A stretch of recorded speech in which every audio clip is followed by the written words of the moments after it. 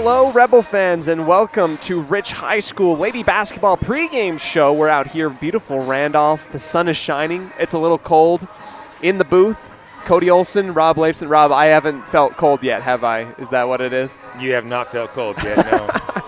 Fun fact, we were driving through last week to get out to Cokeville last Saturday, and driving through Randolph and Woodruff, 7-8 degrees outside, and I challenged my wife to see how long we could keep our hands out the car going 75. It wasn't very long, and I think that was pretty cold, Rob. I'm feeling it, and wait till you see minus 30 to minus 40. That's what we're waiting for. That's what I'm excited for. We're out here in Randolph getting ready on the Bear Lake Convention and Visitors Bureau pregame show. Here, that's Bear Lake, Utah, and Idaho. The best family vacations happen here. Plan your vacation today. Visit bearlake.org. ICS, Rich, what should be a really fun matchup here on Saturday, both the boys and the girls coming up. We'll dip into our scene set right after this on a Bear Lake Community Health Center presentation of Rich Rebel Basketball, 98.3 The Wildlife.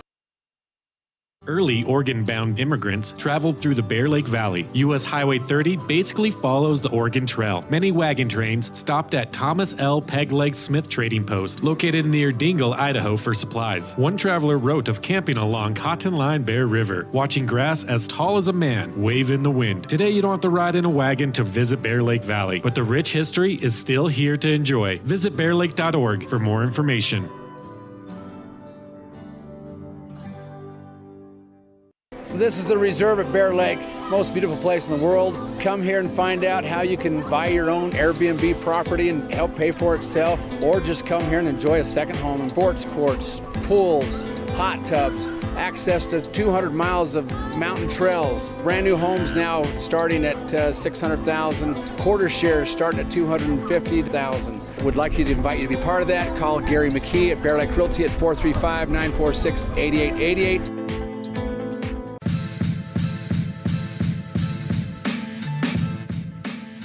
Back into the booth, ready for our My Local Radio scene set. Rob, before we dip into these varsity programs, you want to touch up a little bit as how to the sophomores, the JV went before this?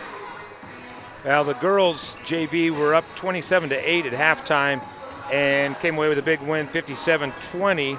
The boys were up 19-15 at halftime. Haven't heard a final score yet. They're in the other gym.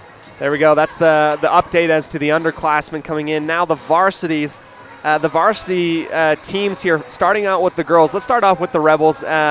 Rebels coming back 4-2 since coming back from holiday break. A very close night in Tabiona, and that would have shook up the standings a lot. Rob, what did you see that really impressed you? Well, I think the biggest thing I saw last night was a lot of hustle, a lot of heart. They did not give up even when they got behind, and that was a hard-fought game. That one could have went either way. There were a couple key plays that kind of swung momentum towards Tabiona at the end. That's the Rich Rebels. They're 6-6 on the season, 2-1 in region now for ICS. They're actually ranked number 12 in the RPI right now. Actually, I believe that they're 9. The ICS girls are 9 in region. Rich now is 12. And they're on a 9-game winning streak, currently dating back all the way to November. You're going to be looking at Stoddard and Zamberg, the key players to keep an eye on. Stoddard and Zandberg are averaging a combined total of 30 points per game and 14 rebounds per game, Stoddard being the three-point specialist, Rob.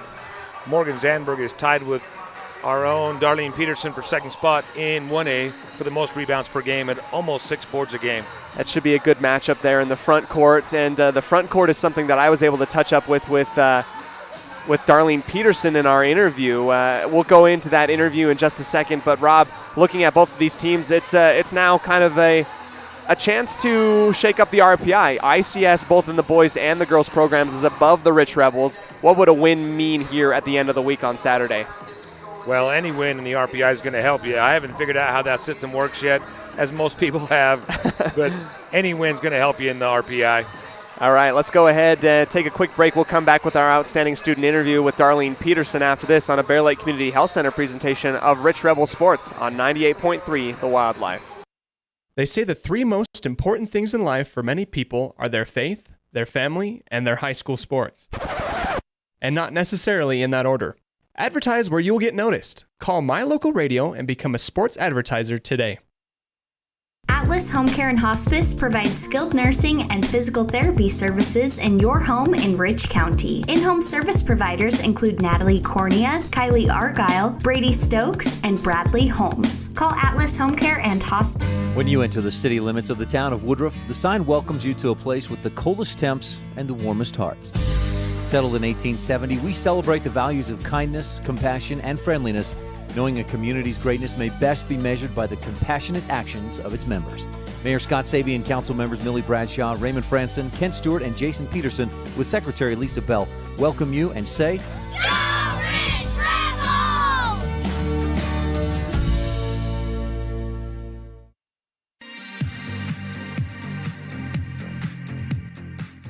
Rich Rebel fans, welcome again to Rebel on Record. With me before the game against ICS Day, Darlene Peterson. Darlene, we came off a little bit of a squeaker last night, came up just a little bit short. Do you take any moral victory from that game, or are you just too competitive to to take that loss at all? I'm definitely too competitive to take that loss. I think there's definitely things we could have done, but I think it was a step in the right direction for us, and I think that we really learned how to play as one last night, and we all had like the same goal in mind last night. That same goal, do you feel like that vision together is coming, forming a little bit as a team? How has it developed over the season so far? Yeah, I think that at the beginning, we were just kind of like worried about like ourselves and like our own individual games, and as of last night I think that we started to pull through together and started all seeing the same goal and all have like our prize on like the state championship, and we're all just kind of focused in now. We kind of were just like not quite at the peak of our roller coaster. We were kind of just working our way up, and I think we're still working our way up, but I think we're getting very close to the top. Darlene, I know that was kind of a challenge also in volleyball. Do you feel any parallels between the volleyball team and basketball this year? Yeah, I think with volleyball we were up and down, and just the same with basketball. We're just up and down, but we both peaked around the same time. I think volleyball we peaked a little later towards the end. After like our last game with ICS before state, I think that was really when we all knew what we wanted. Awesome. Darlene, I know that you've asked multiple times to get the in-game microphone going. Yeah. What would it be like if we did have you mic'd up in-game, Darlene? I think it would be the funniest thing anyone's ever listened to. I would agree. With Darlene. Practice with Darlene. It would be the best thing you'd ever hear. I think you'd be trending on everything. TikTok. We could make a series. Me and you right there. We'll get some money in that. All right, Darlene? That would be perfect. Darlene, let's talk a little bit about your individual game. I talked with Coach Lundgren. He had nothing but the highest praise. You've been doing great on the offensive and defensive boards. Defense is huge. You're in top 5 in rebounds and in blocks. What is the next step for you, and how do you plan on getting there? Probably just helping my team out more with getting more points inside and not having to stress Ambria and Taylor out with having to get so many shots off at the outside, helping them in the inside a little bit, put some more points up. Darlene, Ambria and Taylor are also superstars on the basketball court. The backcourt and the guards right now doing fantastic. And do you feel any responsibility to kind of like get that evened up a little bit, front court and back court, the forwards getting some more work in there? I think that me and Ellie work really good together on the inside, and Taylor and Ambria do a great job feeding it to us as well. Every game is just different. Like last night, they had the middle clogged, so it was a lot harder to get the ball on the inside. So the outside shots were a little bit more important, but then some games, they're taking away the perimeter, and then the inside's really open. Darlene, have we touched up a little bit into ICS? Have you seen any film, any keys that we're going to be looking for this afternoon? No, I know that there's 2 girls. There's one that likes to fire away the 3, and then there's one that's really good on the inside that likes to put up a lot of boards and rebound as well. There you go. Darlene, what do you feel like your goal for this game particularly is? We've talked about overall over the season, but we take one game at a time, right? What is it for today? Probably to get a lot of rebounds and then really make sure that we explode around the arch and get a lot of entry passes and make sure we have a lot of good highs and lows. Good high and low work, Darlene. I talked with Ellie a couple days, I think it was a week or so ago. Fantastic interview. She was really excited off the microphone. She just said how exciting she is just to be there as an underclassman working with you. Is it intimidating a little bit to know that you and Ellie are going to be kind of the face next year with these juniors? I think me and Ellie work great together. I think we're a great team. I also think Violet Taylor is very athletic and very talented. Also, she makes great passes to me and Ellie, and I think me and Ellie work good together on distracting the other person's defender to get them open, and I just love working with Ellie. Darlene, it's been super fun to catch up with you. What has been the funniest moment so far of the season basketball-wise? St. Joe, we had inbound play for me, and I airballed it. I was so off balance. I was like doing a fadeaway, and I airballed it, and the score was ridiculous, and the whole student section at St. Joe was freaking out, and I just couldn't help. I just pointed at the scoreboard. Oh, Darlene. And they had enough. Darlene, it's been so fun to see you out on the basketball court, and you've been keeping the morale up here on the basketball team. Anything else from you before we end? Nope, that's it. Thanks, Darlene. Have a killer game today. We're looking for that 50 burger, all right? Oh, yeah. We'll keep it up. Okay, thanks, Darlene. Yep. That was my interview with Darlene Peterson. She really does bring a lot of energy and a lot of fun to this sport and to this school. Rob, you work with, Darlene. You know her very, very well. What kind of aura does she bring around to any type of party or to the basketball team? Well, we had an activity on Thursday in class, and her and Tony Maldonado were matched up, and I wish I could have bottled her energy that day because but that's her 24/7. I love her energy. She knows one gear, and that's drive at full steam. That is right, and you love to see it. That's just plays right into Rich Rebel basketball, Rich Rebel sports. We're going to go ahead and come back and get ready for the start of the game. We'll touch up on our Lake Town Ledger. Special thanks to our sponsors, the Town of Woodruff, Mayor and Town Council, for letting me interview Darlene today, as well as Pam Cornea at Town & Country Realty in Garden City. Pam is always there to help you out if you're trying to find any type of work and homes out there in the Bear Lake area, Utah and Idaho. Now, let's go ahead. Quick breather before we get ready for tip-off on a Bear Lake Community Health Center presentation of Rich Rebel Sports on 98.3 The Wildlife. Pam Cornea with Town & Country Realty in beautiful Bear Lake enthusiastically supports the Rich High Rebels. After all, I raised 4 of them, from football, basketball, wrestling to volleyball. I supported them all. I bleed blue. The Caribbean of the Rockies, Bear Lake, offers a variety of activities in every season.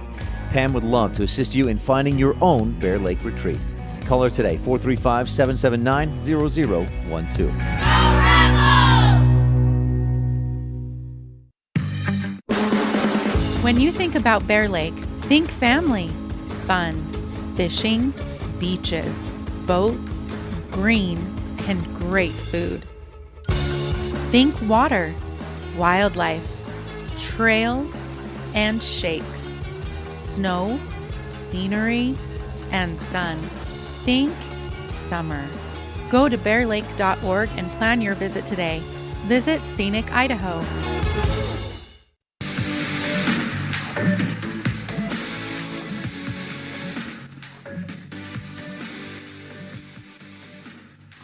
Welcome back here to our Bear Lake Convention and Visitors Bureau pregame show. Visit bearlake.org to find hot deals this winter for some fun vacation getaways. That's bearlake.org. Just getting word now, Rob, I think we came away with a win in the boys department at JV, right?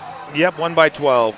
There you go, a 12-point win for the JV boys department. That one's good as we were held winless yesterday, so it's good to get that monkey off the back, get everything up and going. About a minute 30 left before tip-off, and our starters will be announced here. Special thanks to Lutz Construction and Excavation for making that possible to recognize the starters in the game.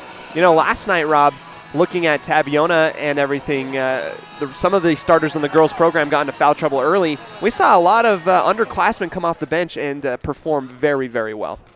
Yeah, that's definitely an advantage for the Rebels this year. We have a deep bench, and that experience is going to pay off in the future. That will be good to know that the program is in very, very good hands. Touching up on our Lake Town Ledger now, the girls 14-0 all-time versus ICS in basketball. That's quite the record right now, but it's going to be challenged today, as this is a very, very good ICS team that has been on a winning streak since late November. They know how to play, and they work together very, very, very well. Getting our introductions now. We're going to go ahead and I think we're going to go and have our presentation of the colors in just a moment. Principal Larson is introducing just the introductions for each and every team. We're going to go ahead, take a quick commercial break as we have our national anthem. Come back to you right after this on a Bear Lake Community Health Center presentation of Rich Rebel basketball. When you think about Bear Lake, think family, fun, fishing, beaches, boats, green, and great food. Think water, wildlife, trails, and shakes, snow, scenery, and sun. Think summer. Go to bearlake.org and plan your visit today. Visit Scenic Idaho. Now you've got a safe and secure place to store your boat, RV, ATVs, and other vehicles right in town. T-Bar Body Shop offers storage for just $35 per month. Long and short-term storage options are available. Of course, T-Bar Body Shop also offers custom body work when you have an accident. We work with your insurance directly and get the job done right. T-Bar Body Shop offers a wide range of services. Stop in today and see all the ways T-Bar can serve you. 515 County Road, Evanston. Let T-Bar fix your car. This presentation on mylocalradio.com is also brought to you in part by Hoover Chiropractic. With over 3 decades of experience, Dr. Todd Hoover can help you with all the chiropractic work you need, plus x-rays, blood work, a weight loss program, and can help you get rid of allergies and migraines. Dr. Todd Hoover with Hoover Chiropractic in Evanston.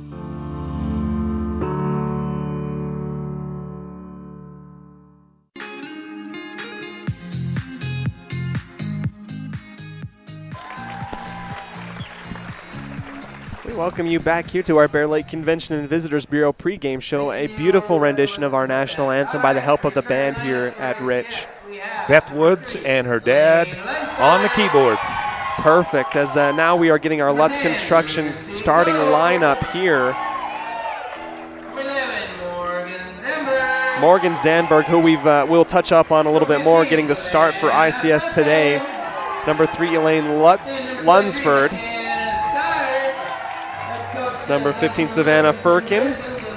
And then number 23, McKenna Stoddard.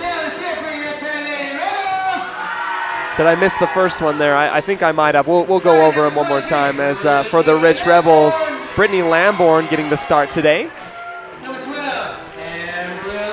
Ambria Lutz currently sitting, I believe, at number 8 in scoring per game in top 10 in 1A. Taylor McKee as well, filling out that backcourt. Mackenzie Smith. And our interview for Outstanding Student and, dare I say, Student Athlete today, Darlene Peterson, early on in the pregame. Rob, we're getting ready now. Our keys to the game today, if you were to kind of look back on how the week's been going up against here ICS, what's the one thing that Rich can really do to set a precedence?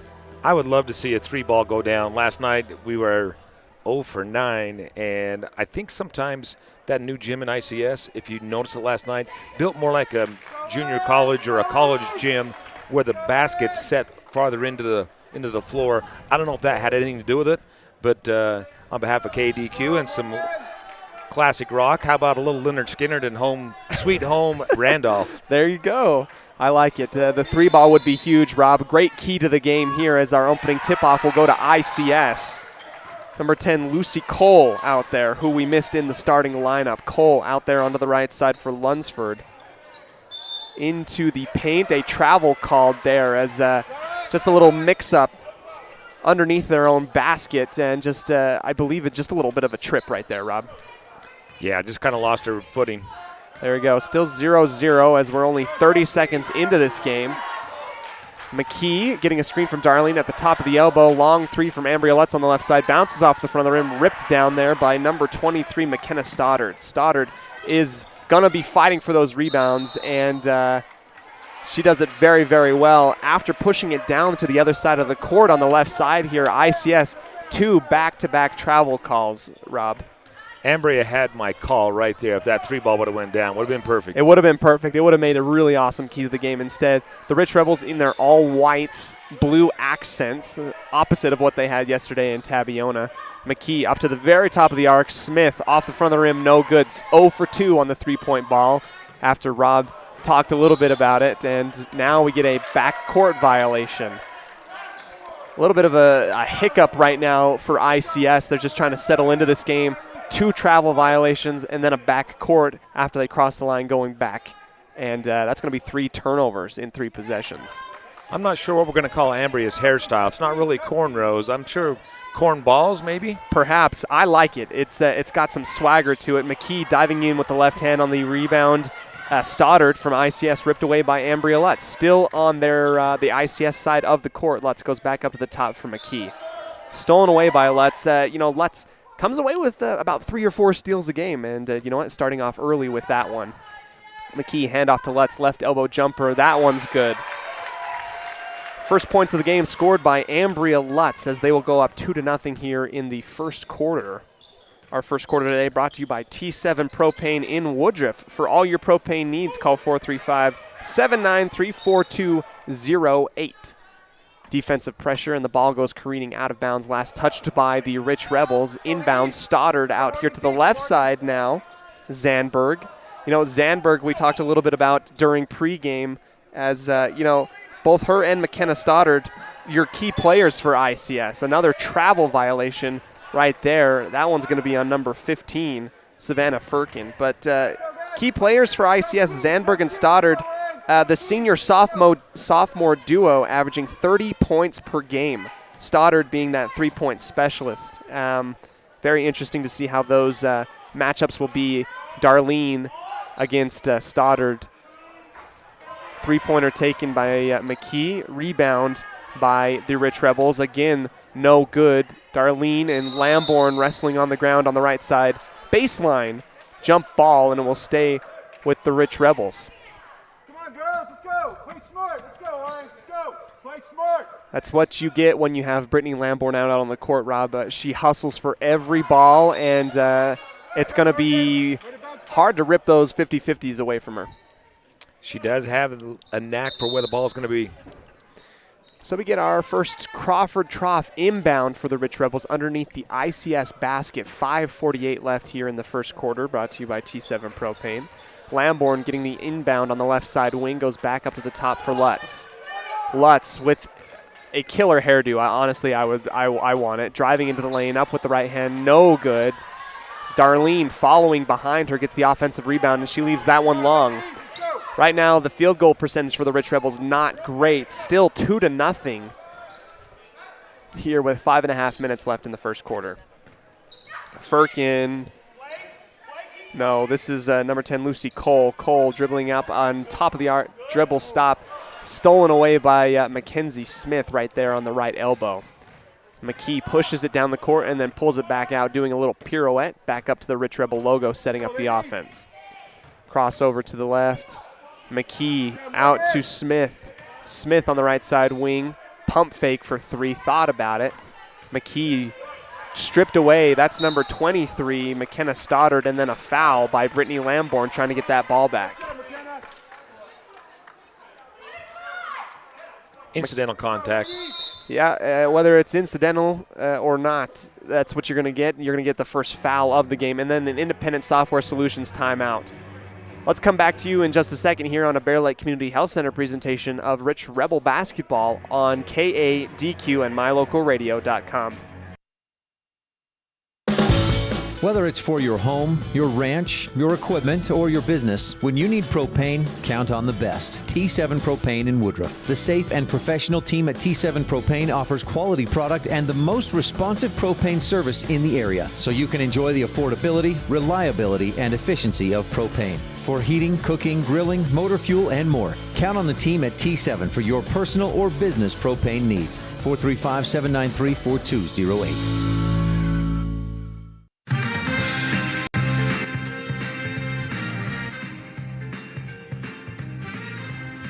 Back here into live camera action in the first quarter. Brittany Lamborn stealing the ball away there from Lucy Cole as she crossed the half-court line. Ambria Lutz handoff back to Darlene Peterson, then back to Lutz. Lutz has to pick up her dribble, pitches it back there to McKee. McKee left-hand drive, spinning around the screen by Darlene, who picks and rolls. They weren't able to see her on that one. Lutz again on the left side. Out to Lamborn, who's going to drive baseline, and then we're going to get a hand check there on McKenna Stoddard. Looks like ICS is bringing out the defense on those three-point shots. Well, right now they're not falling for the Rich Rebels. Maybe getting something inside right now will definitely help. I say that in a three-ball taken by McKee on the far side corner. Foul on the rebound as ICS came down with it, and then a Rich Rebel bumped into one of our ICS Lions. And that'd be Brittany Lamborn second, so you get Violet Taylor off the bench. Violet Taylor coming hot off the bench, and also she's been, Violet Taylor usually comes in pretty warm to every game due to the fact that she's playing JV ball. Long three by McKenna Stoddard, no good. She gets her own rebound. And the ball is up for grabs right there in the paint. Finally ripped away by Violet Taylor, who crosses the half-court line. Three Rebels with their hands up in the air, feeding Mackenzie Smith, spinning around Rebecca Wagner up with the right-hand baby hook. That one's good. 4 points for the Rich Rebels, still scoreless for ICS. That was ICS's first shot from the floor on their last possession. First shot, and it was a long three taken by Stoddard. Right now, ICS just kind of caught up in some gunk in terms of the Rebel defense right now. Morgan Zandberg crossing up Lutz. She has to kick it out to the left, and here comes a shot underneath on the left baseline by number 15, Savannah Firkin. Travels before she gets the shot up. Not before another travel call.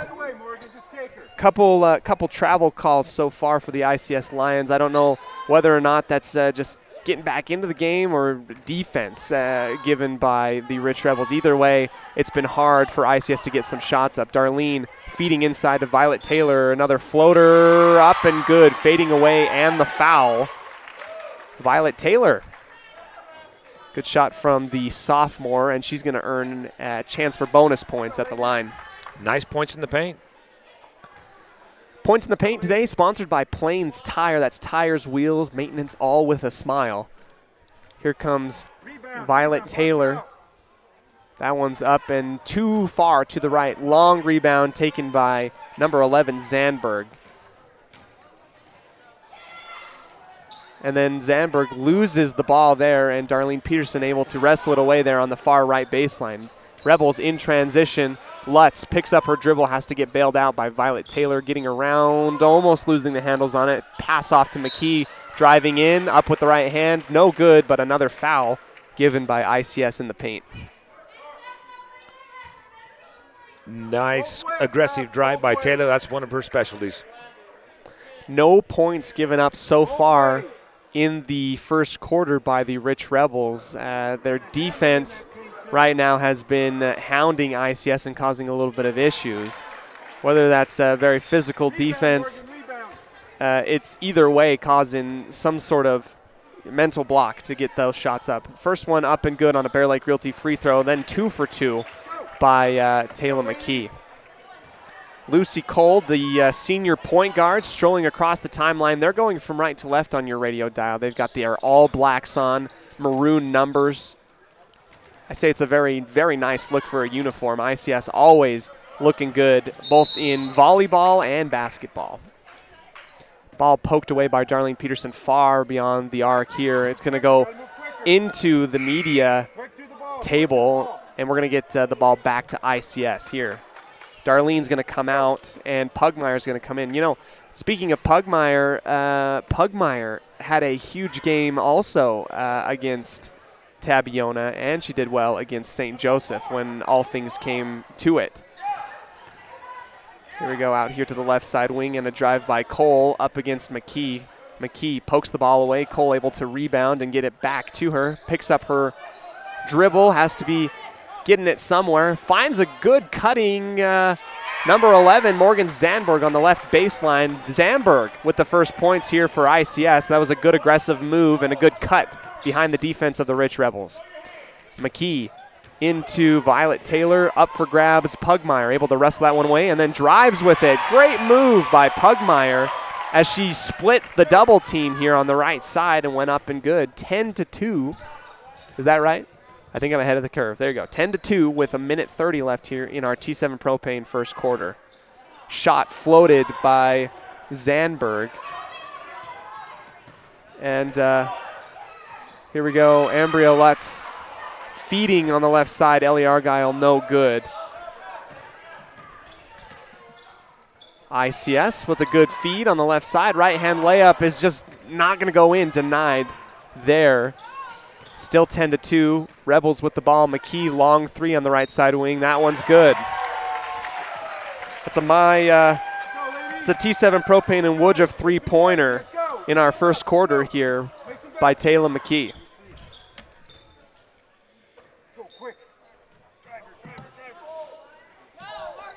Up at the very top, Stoddard. Right-hand dribble into the lane. Kick out here. Back up to the top, number 15, Firkin.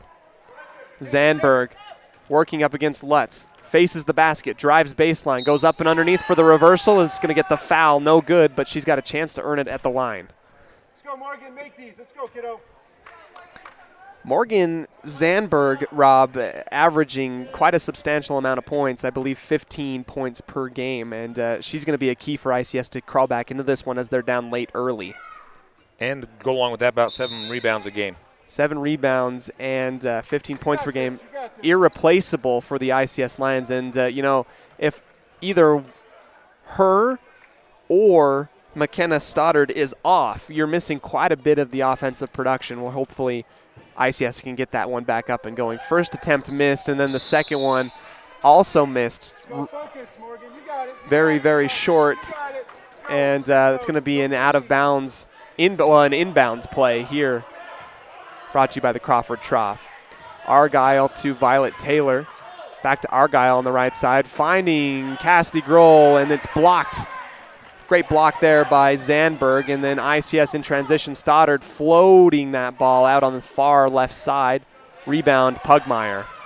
10 seconds left in the game, and Grohl can't track it down after being led too far by Violet Taylor. 13-2 and 6 seconds left in the game. Back there to Zandberg. Zandberg crossing up Tingy, and Tingy fouling before the shot with 1.5 seconds left. Puts ICS in a very precarious situation. They have to put up a shot in less than 2 seconds, 1.5 on the shot clock here in our first quarter. Far out on the far side of the court, inbound. Zandberg's going to shoot it at the buzzer. Too hard as it was high off the backboard. That will be the end of one, 13-2. Rich Rebels in the lead by 11. Rob, we're going to go ahead and dip into our Bear Lake Realty fan cam while we talk a little bit about that first quarter. Our new home in Bear Lake. Well, if you want to live with me, your new home in Bear Lake. 435-946-8888. Good stuff there as the Rich Rebels putting together a solid first quarter, Rob. Shots haven't fallen in a high percentage, but they've gotten up a lot of them. Well, in the defense, they've done very well. Obviously, ICS has double-digit turnovers in the first quarter, not the way they want to get out of the gate. There you go. That is going to be after the end of one quarter. Coming back here into our live camera. There you can see Gary McKee. He's going to help you there with your new home in Bear Lake. Dipping now into our second quarter. A lot of shots went up, Rob, for the Rich Rebels. Some of them went in, some of them didn't. But if you're putting up such a high number, a high volume of shots, you're at least going to come away with some points.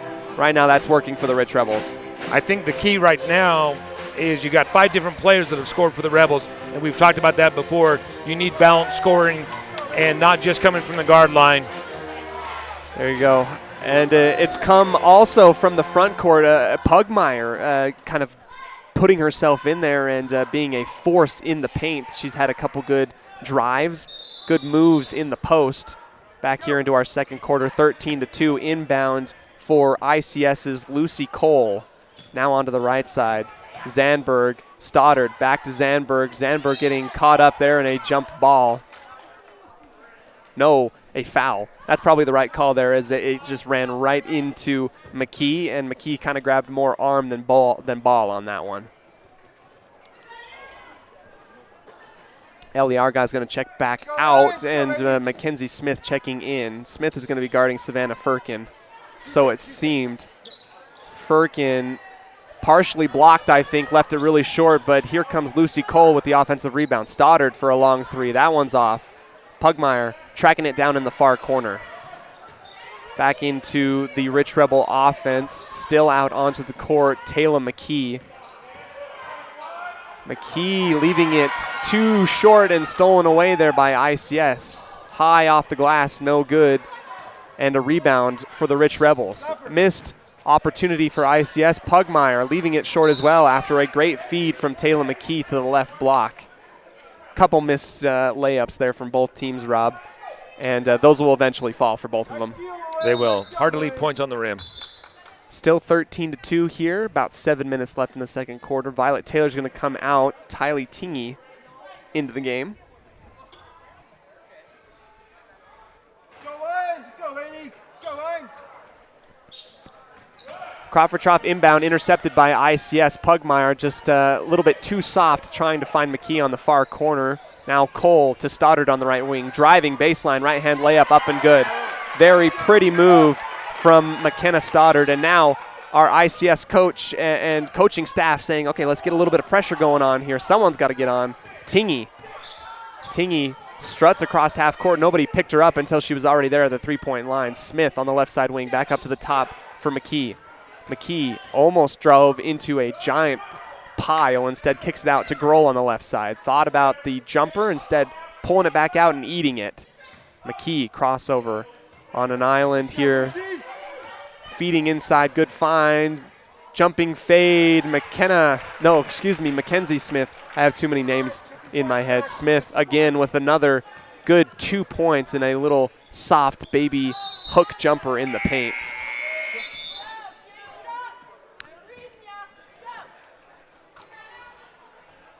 Brittany Lamborn back in the game for Cassidy Grohl, and Darlene Peterson back in for Haiti Pugmire.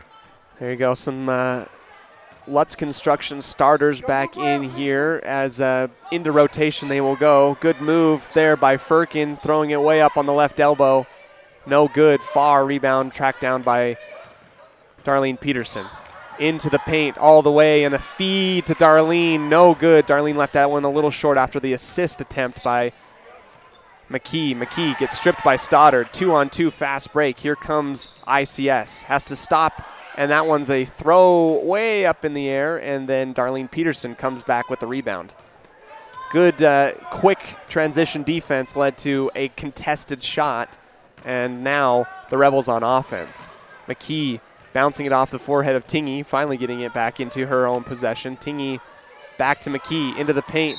Body no good on the floater, but 2 points. Oh, no, excuse me, a 2-point opportunity from the free throw line, Rob, coming up again for McKee. We've seen a few of the guards driving in pretty strong in this game. You like to see it, don't you? I do. I love that. And Tate was 2 for 2 from the last time at the free throw line, but I didn't want to jinx her. Oh, the first one's good. 16-4 at the Bear Lake Realty free throw line. Right now, McKee is dribbling all around and finding some good assists, or at least assist opportunities. She's also going to go perfect from the line. 17-4, 5:30 left here in our second quarter. Cole out to the right side here. Firkin handing off to Zandberg. Back up to the top, Stoddard. Guarded by Brittany Lamborn. Back to Stoddard. Inside, deflected. Mackenzie Smith into the arms of Darlene Peterson. Outlet here to McKee. On the right side, Tingy driving baseline, feeding Mackenzie Smith up again, too far, not off, didn't use the backboard on that one, and ICS comes down with the rebound. Shoot it. Shoot that ball.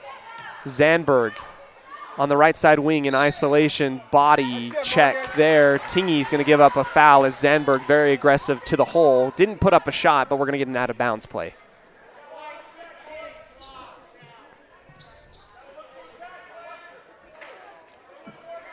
That's McKinnon. That is Tylee's second foul.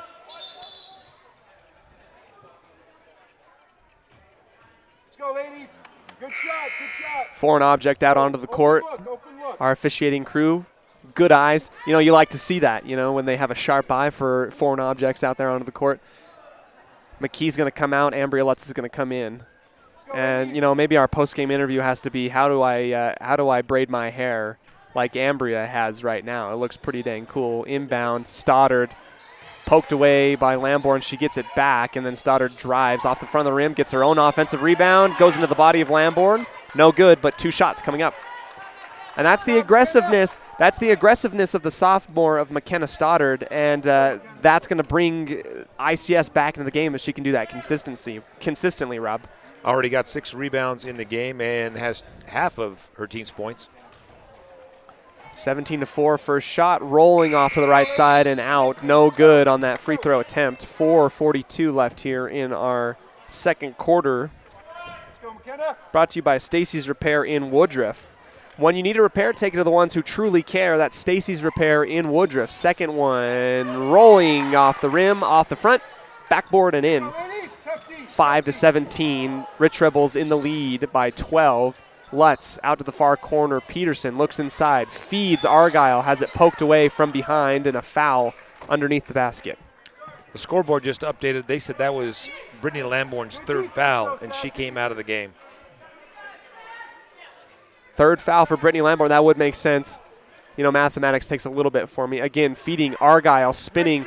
Good block by ICS. Instead, the Rich Rebels come up with the ball after the ball squirts out. Lutz on the right side wing. Lutz to Smith. Gets a screen from Darlene. Pick and roll. ICS there to poke it away. And Darlene has her pocket picked and deflected a couple times. Darlene really close there with the pick and roll. Just good hands, good hand-eye coordination by the ICS Lions in denying her right there. ICS has turned up the defensive pressure. Here comes Lutz working up there against the Lion defense. Shoots up a 3 right off the front of the rim. Very close to a travel violation. Instead, Morgan Zandberg passes out to the left side wing for McKenna Stoddard. Stoddard leaves it out in front of Morgan Zandberg, stolen away by Lutz. Lutz crossing the half-court line all the way, 3-on-2, left hand up and no good. Tingy, and then Argyle ripping it down offensively. Peterson will try with a fadeaway jumper, no good. Argyle, for some reason, somehow, she finds herself in the right position, and here comes a foul on ICS. You know, that's been a strength of the Rich Rebels later on in the season, especially post-holiday break. Although the points haven't been falling for the front court, the rebounds have been coming in, you know, huge numbers. Yeah, they're tearing it up right now on the boards. Crawford Trough inbound right to Darlene Peterson. One hop to the right, up with the right hand and good. 19-5, under 4 minutes left here in our second quarter. Firkin, Zandberg at the top, feeding Firkin. Firkin kicks it back out to Zandberg. Long 2, just off the back iron, no good. Ripped down by Ambria Lutz. Ambria out in front of the convoy, pulls it back out to the top. Tough defense by Cole. Ambria Lutz spinning into the lane, going up. No good on that layup there. Argyle again in position for a rebound. Taylor McKee back in the game for Mackenzie Smith. Smith has come out, McKee has come in. We're under 3 minutes left here in our second quarter. Inbound to Argyle, who picks up her dribble and then hands off to McKee. McKee back to Argyle, good find. On the baseline, a 2-player game right there. That one's up and good, 21-5. That's what you've missed with Taylor out of the lineup. That is her skill. Taylor McKee very much applauded for her ability to space the court and find open people. Zandberg off the backboard, no good on that jumper, about 12 feet away. Good find as McKee goes way into the line there for Argyle. And then I believe an ICS player kind of got the deflection off of the arms of Argyle, but then stepped out of bounds. Let's go, Lions. Keep playing tough. Let's go. McKee into Darlene, then a pass out there to Argyle. That's a great 1-2 between Darlene Peterson and Ellie Argyle, and that's fun to see, especially with them being juniors, Rob. That is going to be a combination you will look forward to seeing in the future. I've got to get a shout out last night to an assist on behalf of the Rich School District. I bumped into the bus in Heber City, but then I was also there to get my son off in Woodruff. So Lynn Weston and Dennis Weston, shout out to those guys. They probably got home last night about 2 o'clock in the morning, and they do a fantastic job taking care of our athletes and our students and keeping them safe. There you go. The Rich School District has been a proud supporter of Rich Rebel athletics, and they have a fantastic program wherein a huge amount of people are getting college and or career ready immediately after high school. An average of 69% of graduates have exit Rich High having earned university credit. 95 of graduates have been accepted to college and or university since 2018. Rich Rebel students have received over $1 million in scholarships. Great work. 2 minutes and 15 seconds left here before halftime. And dribbled it off her foot. I think the ball went off of the foot of Cole, and a lot of... That's a blocking foul every time. Here we go, McKee getting the inbound across the line. She goes, and McKee's going to do the exact same thing. It's going to go the other way. No. Maybe it was tipped out of bounds there by ICS. Again, I'm the farthest one away from the court every single time, so don't trust my eyes whatsoever. Ambria Lutz getting the inbound, feeding inside.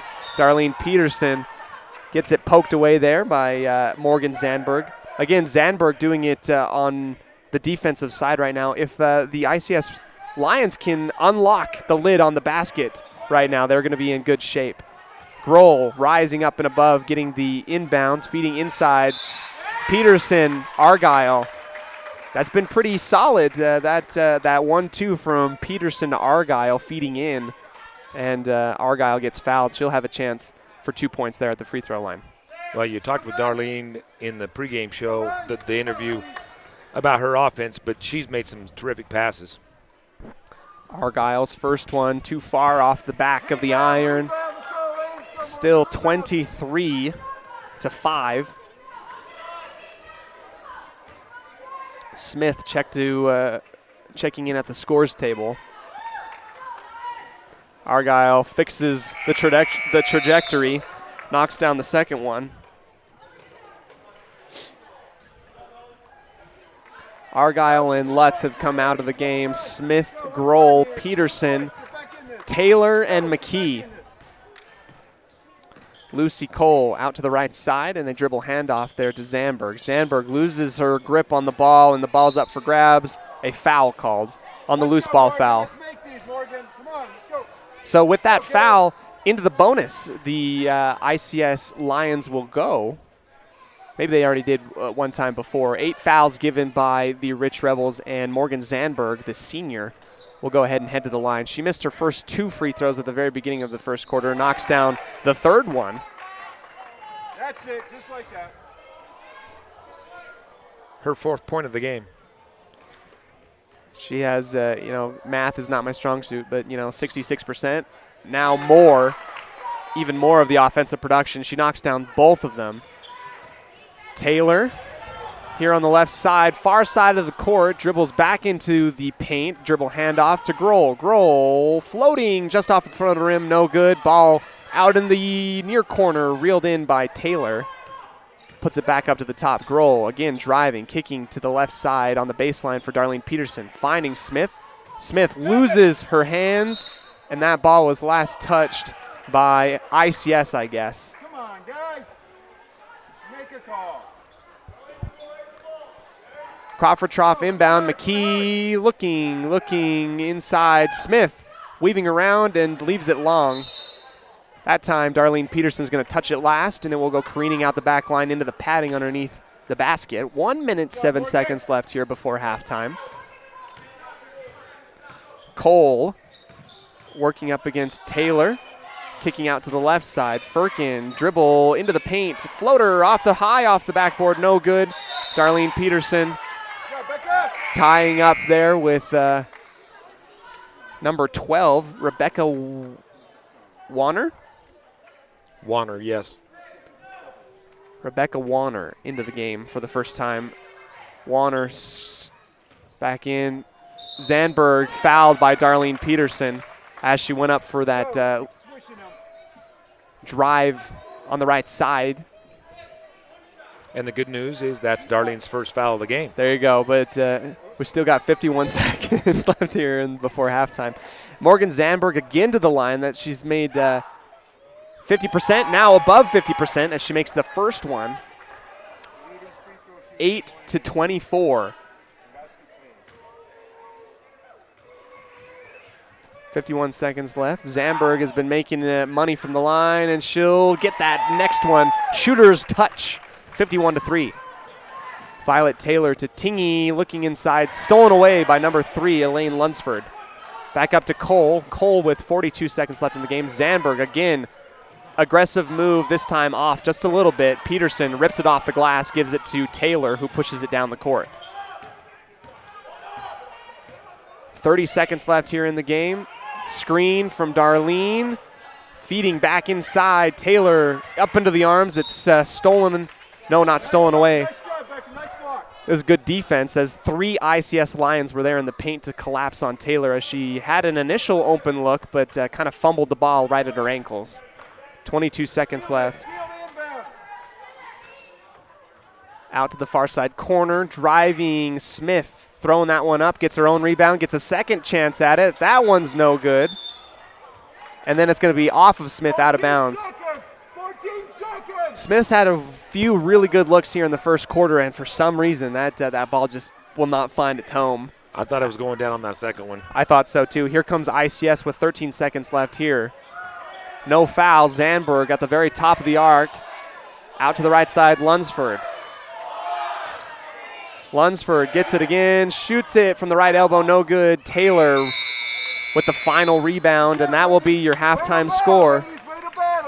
24-9. That will be the halfway point. ICS coming together with a little bit of a run. Good points there from the free throw line at the very end, and we're gonna be serenaded by the band for the next 10 minutes. However, you listening to us on 98.3 or mylocalradio.com, we'll go ahead, hear a word from our sponsors. We'll come back with a few diagnostics, as Rob is the best in the business. No one I would rather have doing statistics here or color commentary. We'll come back to you on a Bear Lake Community Health Center presentation of Rich Rebel Basketball on 98.3 The Wildlife. If the idea of owning your own home in beautiful Bear Lake sounds like more than your finances can handle, visit the experts at Bear Lake Realty to learn how you can make it happen. Gary and Amber McKee at Bear Lake Realty can show you how to buy a home and rent it out, so it pays for itself while you enjoy it some of the time as well. And soon, you'll have your own place in the Caribbean of the Rockies.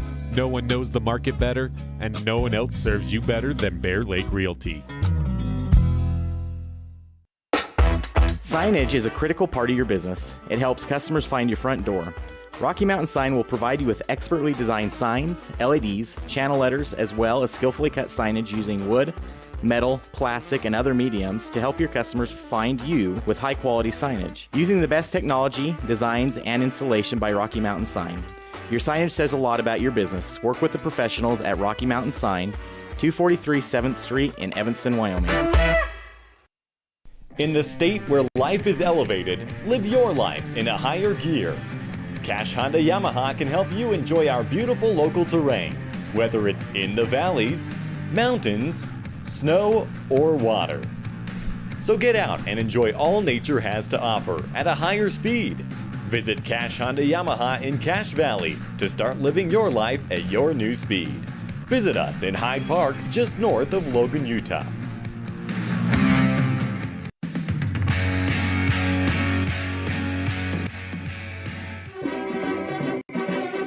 Nothing makes your kid feel like a superstar more than seeing his or her very own fathead in the stands. Fathead car decals and yard signs are inexpensive and easy to get at Rocky Mountain Sign in Evanston.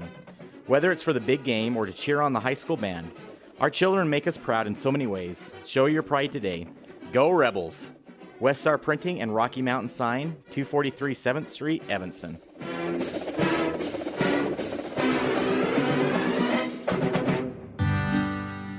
Randolph, Utah is a town of extremes. At an elevation of 6,300 feet, with temperatures over 90 in the summer and often 40 below in the winter, the folks who call Randolph home have to be a hardy crew. Maybe that is one reason why the simple things in life mean so much to Rich County. Residents value hard work, education, a value for God, family, and country, and being a good neighbor. Mayor Sim Bell and the town board, Melanie Lim, Clay Barker, Brandon Hatch, and Frank Sano, support the Rich Rebels and hope that you can come back often.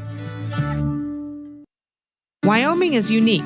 When it comes to high school sports, we might travel 6 hours to a game, but when we get there, we know the other team, their parents, and the coaches. Wyoming is like one small town with really long streets. When your travels take you to Evanston, always stay with your friends at the Best Western Dunmar Inn. Clean, comfortable rooms, a restaurant serving healthy, delicious food, and breakfast is always included. If you're bringing the team or following the team, stay with us every time you're in Evanston. The Best Western Dunmar Inn.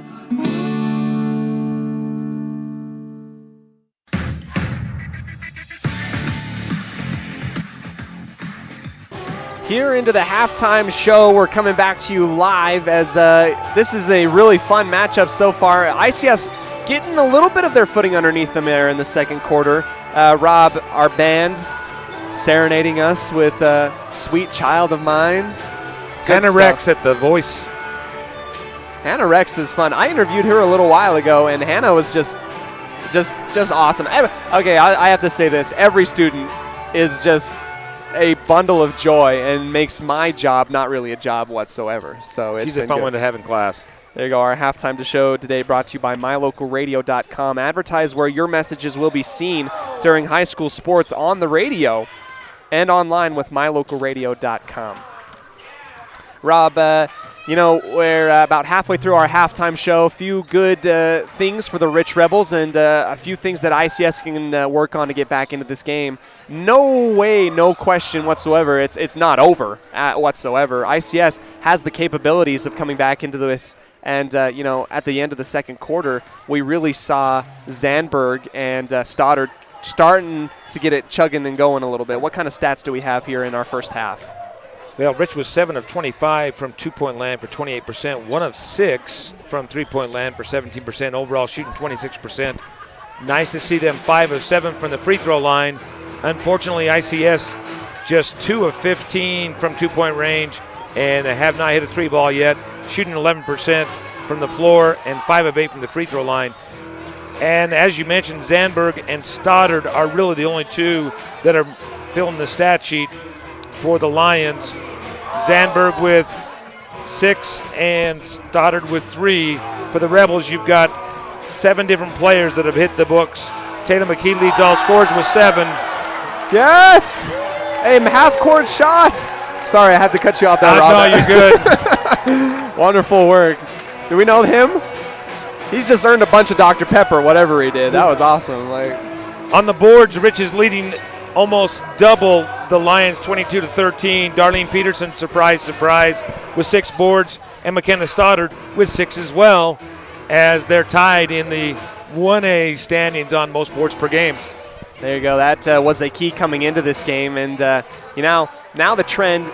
Rich Rebels up 24-9, and the thing that stood out to me the most, Rob, and you probably already touched up on it, is the fact that just a huge volume of shots. Rich is getting 2 or 3 chances every time they go down the court. They're ripping down offensive rebounds.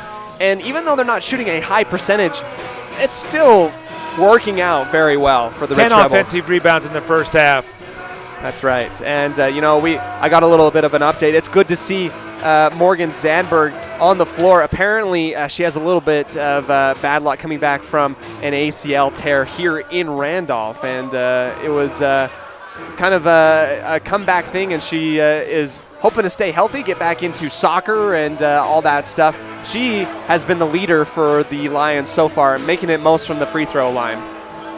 I think the key for ICS is try to spread the ball around a little bit, see if you can get some other people involved. Stoddard and Zandberg are powerful, but you're going to need some extra help. There you go. That is your update here as to how the first half went. Rich up 24-9 against the ICS Lions. We'll go and come back to you to the start of the third quarter, moments away here on 98.3 The Wildlife and a Bear Lake Community Health Center presentation on mylocalradio.com. They say the three most important things in life for many people are their faith, their family, and their high school sports. And not necessarily in that order. Advertise where you'll get noticed. Call My Local Radio and become a sports advertiser today. Nothing makes your kid feel like a superstar more than seeing his or her very own Fathead in the stands. Fathead car decals and yard signs are inexpensive and easy to get at Rocky Mountain Sign in Evanston. Whether it's for the big game or to cheer on the high school band, our children make us proud in so many ways. Show your pride today. Go Rebels! West Star Printing and Rocky Mountain Sign, 243 7th Street, Evanston.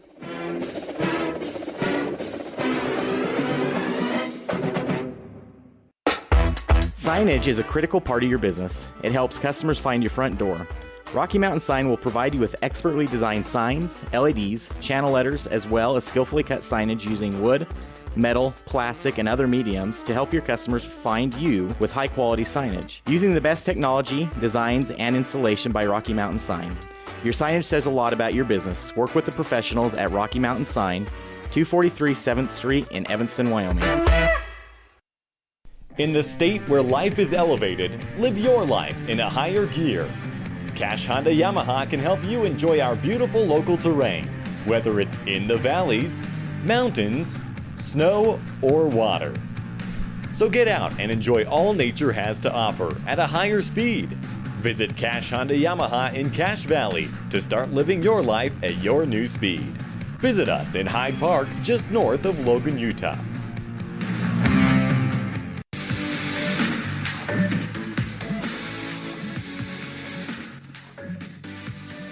Back here into our halftime show as we're about 43 seconds away from our Epic Recreation third quarter. Rob, we've seen and we've gone over a lot of the statistics right now.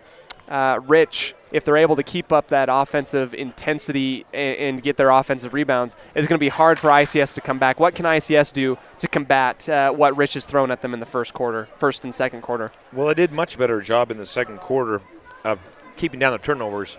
They had 11 in the first quarter, only 4 in the second, so they can continue to take care of better care of the basketball. Some of those shots will go down, but again, they got to spread the floor a little bit, get some production from somebody besides the two big guns. All right, we're 1/4 of the way through our doubleheader against the ICS Lions, halfway through our girls program. 24-9 advantage for the Rich Rebels. And ICS is going to come out and pressure the backcourt immediately right out of the gate here. At least in this look that we're seeing, we have Firkin and Cole right in the back pockets of McKee and Lutz. McKee getting across the timeline, gets it out to Lutz on the left side wing. Smith flashing up to the top of the arc and then out to the right side. McKee looks for Darlene Peterson, decides to eat it. Lamborn, pump fake, feeding into Darlene, left-hand hook, rolling out, no good. That was a good look for Darlene, though, as if they're able to get that going, it's going to be hard to stop the Rich Rebels here in the second half. Here comes ICS, feeding Zandberg, getting tripped up in a foul. Ambria Lutz there with a hold. So, ICS there. Sorry, Rob, to cut you off. No, great pass from Brittany Lamborn. That's one of her strengths, is being able to see the court. She leads the team in assists along with Taylor. Zandberg against Lutz. Right at the free throw line, picks up her dribble and throws it out here to the right side wing for Lunsford. Back to Zandberg. A good find from Zandberg to Lunsford. Just missing it off to a little bit to the left. That was a great find, and that's how you get back into the game if you're ICS. A little rugby pitch off of the thigh of ICS, and Lutz ends up with it, drives against two Lions, and throws it up with the right hand for a good little layup there from beyond, just a little bit outside what would be the no charge circle if there was one here in high school. 26-9. Zandberg, right side wing, little pitch out to Stoddard, back to Zandberg. Now out to the left side, Lunsford, then Firkin. Left side wing, back up to the top. Stoddard, guarded by Lamborn. Right-hand dribble, back up to the top. Quick movement by ICS and a lot of flashing everywhere that we go. Trying to get some good looks. Darlene Peterson reaching in and ripping it away for the steal. Here comes the Rich Rebels in transition. Lutz pulling it back out, setting up their offense. Lutz. Kick out to the right for McKee, then to Smith at the top of the arc. Back out to Lutz on the left side. Lamborn pumps McKee. You could see it in her eyes. Thought about the three from the far corner. Instead, hands off to Lamborn. Lamborn drives and throws that one. Right hand layup, good. And Brittany Lamborn getting some good looks and a good, nice drive by Lamborn right there. 28-9. Rob will keep it here as we'll talk a little bit about what we're seeing right now. ICS hasn't put up any points, and Rich has, again, had quite a few shots. You can give an assist on that one. It's not going to go in the books to Mackenzie Smith because she sealed off her opponent that gave Brittany that open lane to the hoop, and she had wide open layup. There you go as we take a quick breather here in our Independent Software Solutions timeout. Coming out here into our third quarter, brought to you by Epic Recreation. Epic Recreation, find them online at epicrecreation.net as well as at 435-946-EPIC. That's 435-946-3742. Your new home in Bear Lake. One phone call away, 435-946-8888. Gary McKee in the stands here holding he's always holding somebody's baby. That's his grandchild. I'm not sure. I can't tell from here if it's a boy or a girl. It looks like a girl. There you go. Here we go back into our third quarter. 5:48 here. A lot of cheers from our ICS crowd helping these girls trying to get back into it. As we get a nice look at Hunter Pace's nice red locks right there as back into ICS play. Far side corner, Zandberg kicks out. Cole for three, wide open, just off to the right, no good. Lamborn gets it, and then a foul outside off the ball. Mackenzie Smith, an off-ball foul, and just fighting for position, trying to get into transition, and that's going to be called by our officiating crew. Cole into Zandberg on the right baseline. Drives left, shoots with the right hand, up and good. That one's clean by Zandberg. 11 points now for ICS. Ambria Lutz now with the right hand dribbling, gets a screen from Darlene Peterson and dribbles right into Cole, and a jump ball coming up here. Our jump balls today sponsored in the boys game and here by Mound Valley Cattle Company. Eddie and Todd Jensen out of Thatcher, Idaho, wishing the Rebels good luck in all that they do. Lucy Cole out to the left, Stoddard, and then Zandberg. Stoddard drives baseline left and then kicks it back out to the top. Firkin, Cole, now baseline right side, double teamed into the arms of Darlene Peterson, jump ball. Two jump balls in a row, and they're just going to swap possessions there. Nice to see Cole make the drive, and she put up the three-point shot on the possession before, so we're trying to get somebody besides our two stars involved.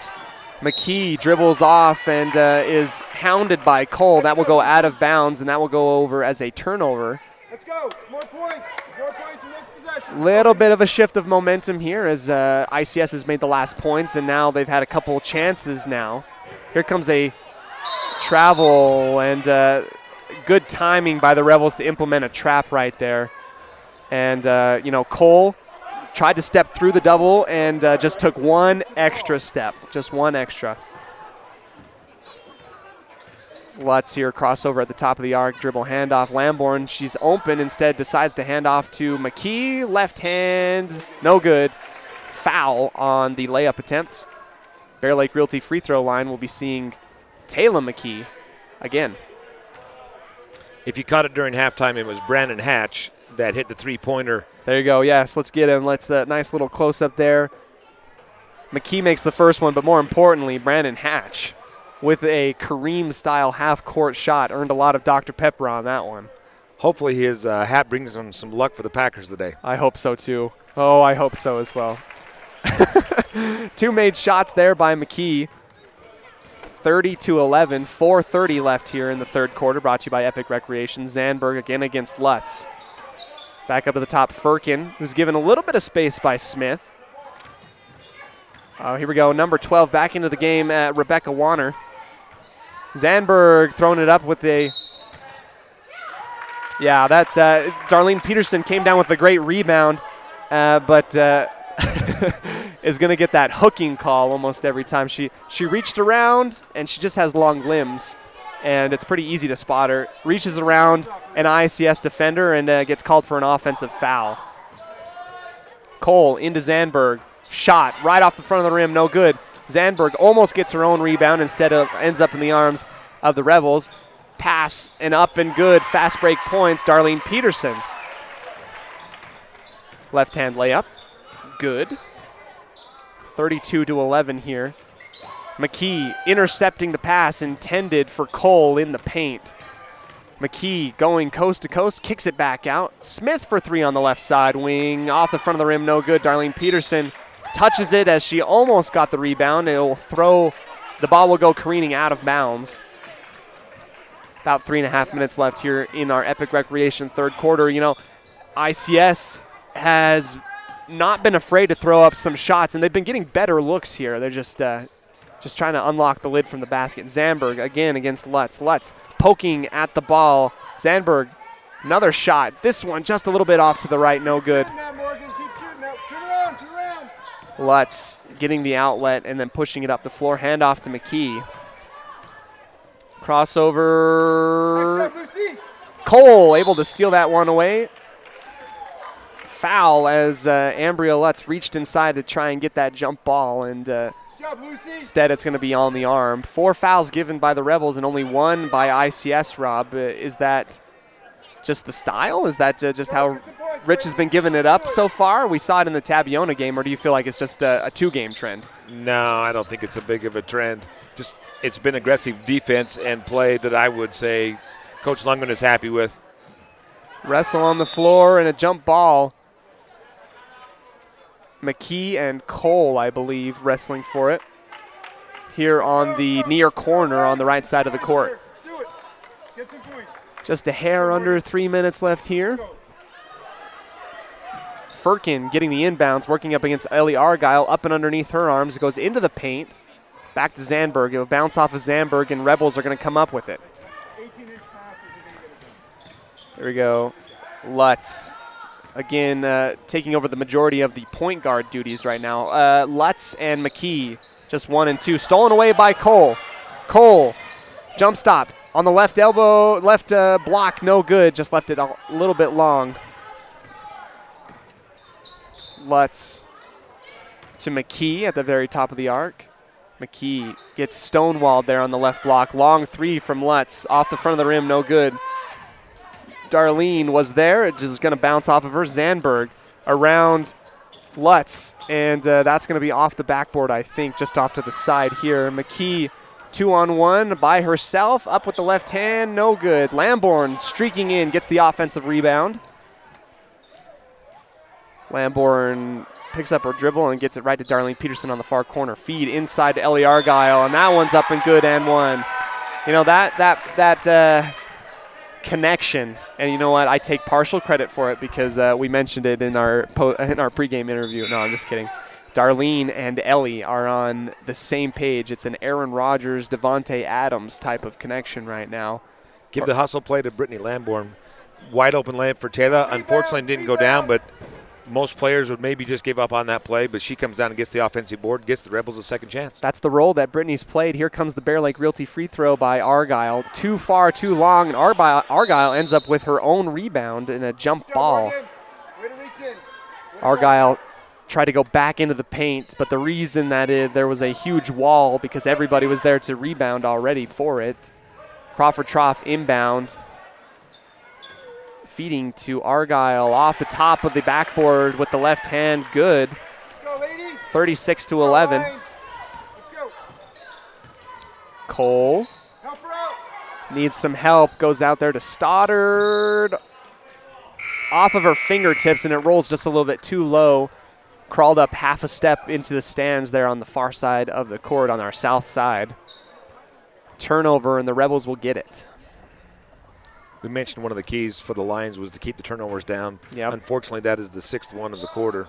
A few turnovers has been a little bit costly for the Lions, and that's just kind of hindering their comeback effort right now. McKee, crossover, poked away by Cole, back into the arms of McKee. Rugby pitch, Argyle ends up with it, just died at the very front of the rim, gets her own offensive rebound. Grohl, then to Lutz. Lutz, long three. That one's good on the right side wing. 39-11 here with 1 minute left in our Epic Recreation third quarter. And that would almost look like a rugby scrum, a rugby pitch, and then a long three ball on the right side wing. Sandberg and Lutz. Lutz goes falling into the stands. It will stay with ICS. McKee's going to come out of the game. Haiti Pugmire back into the game. Pugmire as well. Stoddard just got a little bit caught up, as it might have been barely grazed by Violet Taylor, and then Stoddard goes with the up and down, trying to go up for a shot there, and a turnover. 42 seconds left here in the third quarter.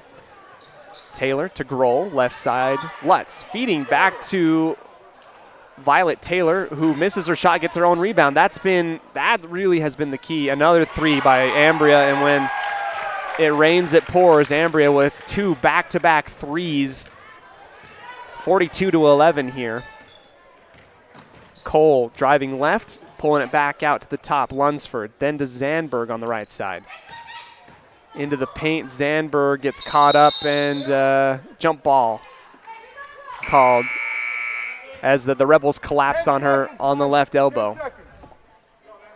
Ambria's going to come out after 2 big threes. Those 2 threes, Rob, we'll have to keep and remember for our precision play of the game. That's been huge.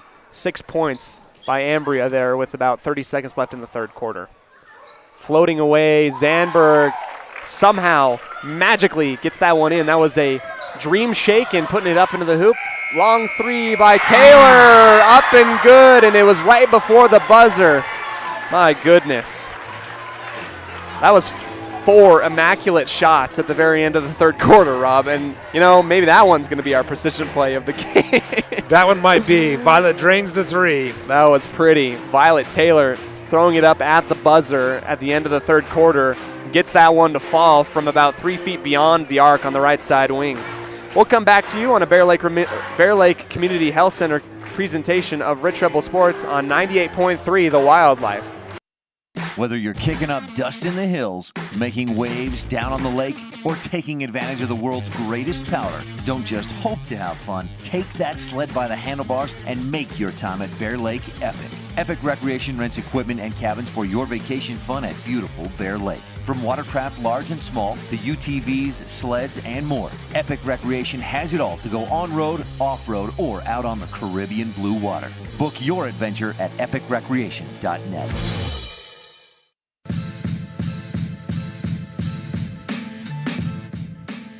Here we go. Rob Leifs and Cody Olsen here in the booth. We're getting ready for the start of the fourth quarter. 3 threes at the very end of the third quarter for the Rich Rebels, and now we're looking at 45-13, something that I don't think a lot of people were expecting coming into this game, Rob. Well, we mentioned it at the beginning of the game that it would be helpful if the Rebels could put down some threes. That's their 4th one of the ball game. Unfortunately, one of the keys for the Lions was to get somebody besides Stoddard and Zandberg involved, and so far they're the only 2 with points in the scorebook. It's difficult to get things going at the Rebels, really all over the place on defense, and then the ball's falling on offense. Here we go, the Rebels getting in on the Crawford Trough inbound. Ellie Argyle has it poked away. Zandberg now, 3-on-2 opportunity. Zandberg floater in the paint. That one's good. Soft touch by Zandberg as she throws that one up after the steal.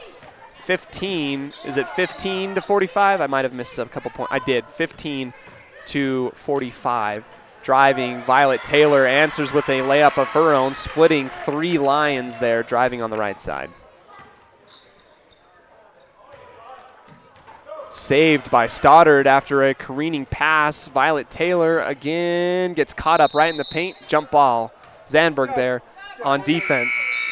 Ball will stay with ICS. The ball will go to ICS. They'll get their own inbound underneath the basket. 47-15. Did we get 4 extra points or something like that? I don't know. Seems as though we did. Bouncing off a Lion Argyle here. Inlet to Violet Taylor. Taylor getting a screen from Argyle. Nobody there, and Argyle tried to follow up with an offensive rebound after the miss from Violet Taylor. No good. Elaine Lunsford there, the freshman for ICS, to get the rebound. Zandberg to Lunsford, then to Cole. Driving. Timeout taken. Independent Software Solutions timeout taken here in our Bear Lake Memorial Hospital fourth quarter. We'll come back after 30 seconds on a Bear Lake Community Health Center presentation of Rich Rebel Sports. 98.3 The Wildlife. For years, people from all over have counted on the competent staff and first-class facilities at Bear Lake Memorial Hospital in Montpelier, Idaho. Consistently named one of the top rural hospitals in the country, Bear Lake Memorial Hospital provides a wide range of treatments, no matter what you need. Whether it be a simple visit to their expanded ER, a visit to their in-house MRI machine, or if you need more advanced treatments like chemotherapy or dialysis. The staff at Bear Lake Memorial Hospital cares about your health and will do everything they can to help you. Bear Lake Memorial Hospital in Montpelier, Idaho, the most caring hospital on earth.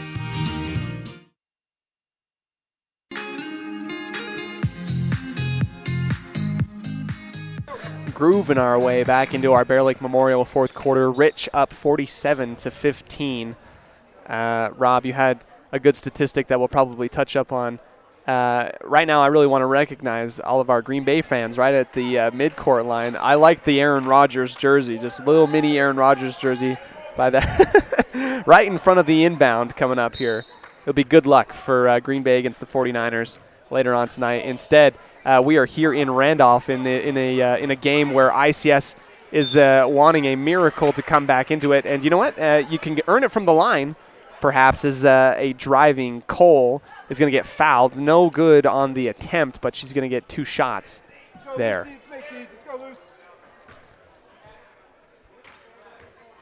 Coach Lundgren using his bench, not a starter on the floor right now, and with the lead, that is good use to give them some experience. Good time to do that. You saw that against St. Joseph as well, and it's definitely helped, I think, especially when last night against Tabiona in foul trouble, bench came up huge. Cole just is denied, no good. Pugmire and a Lion both have possession. It'll be a jump ball. Elaine Lunsford. 5'9" and a freshman, Lunsford, getting in there for a jump ball. Argyle into Taylor.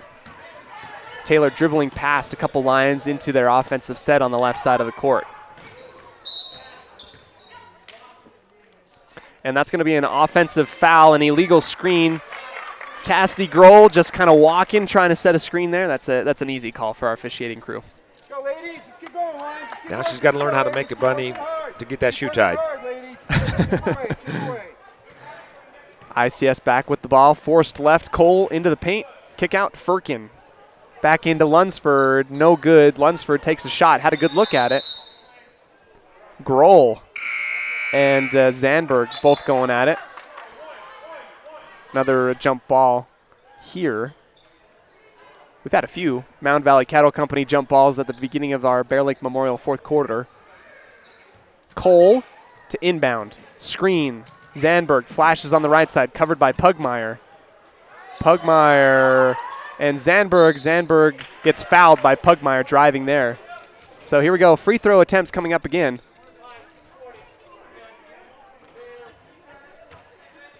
So far, the Lions are 5 of 10. Shooting 50% from the line, and a lot of them have come from Morgan Zandberg. She knocks down that next one. That one was good. 16-47. Second time's the charm. 2 for 2. 47-17, McKee back into the game as she subbed in, as well as Lamborn. So we've got McKee, Lamborn, Tingy, Pugmire, and Grohl. McKee trying to find Lamborn on the near corner. Back to McKee. Thought about the three on the left side wing. Zandberg guarding McKee. Left hand dribble back to the basket. Feeding Pugmire. Good find. Pugmire denied as it rolled around the rim. Lunsford with the defensive rebound. Cole, Zandberg, shot on the left elbow, just a little bit too long. ICS comes up with the offensive rebound. And Elaine Lunsford just a little bit over the back, over the top of Pugmire. And the ball will go to the Rebels underneath their own basket.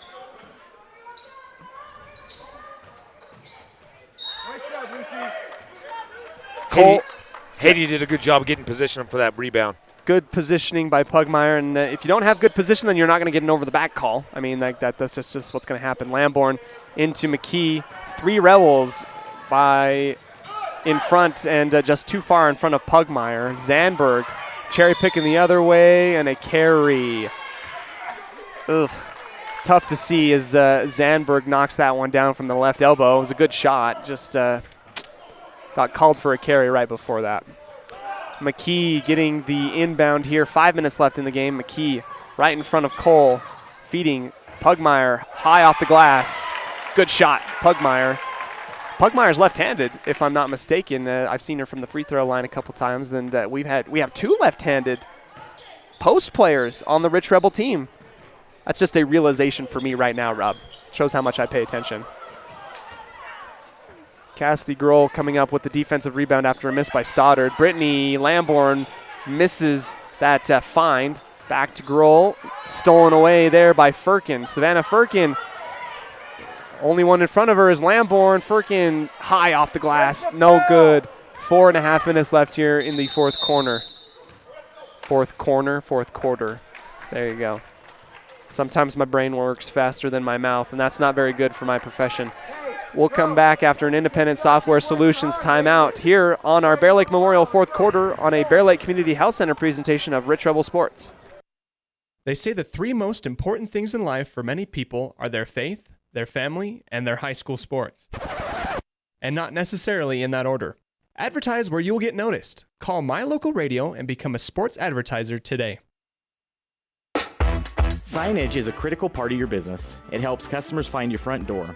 Rocky Mountain Sign will provide you with expertly designed signs, LEDs, channel letters, as well as skillfully cut signage using wood, metal, plastic, and other mediums to help your customers find you with high-quality signage. Using the best technology, designs, and installation by Rocky Mountain Sign. Your signage says a lot about your business. Work with the professionals at Rocky Mountain Sign, 243 7th Street in Evanston, Wyoming.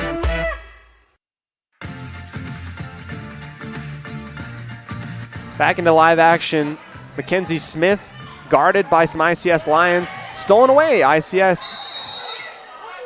Elaine Lunsford just a hair over the line. They stole it on the Rebel side of the court, and then she just stepped over with like probably 3 inches of her back heel right on the Rebel logo. Backcourt violation. That's the second one we've seen today. Lutz gets the Crawford Trough inbound. Goes up to the top. Sits right on the left side of the Rebel logo. McKee on the left side, feeding over the top. Stolen away by Zandberg, fronting Darlene Peterson. Zandberg all the way right into the arms of Brittany Lamborn. Lamborn took that one right in the chest, and that's an offensive foul. Lamborn sprinted out ahead, established positions, and that's a...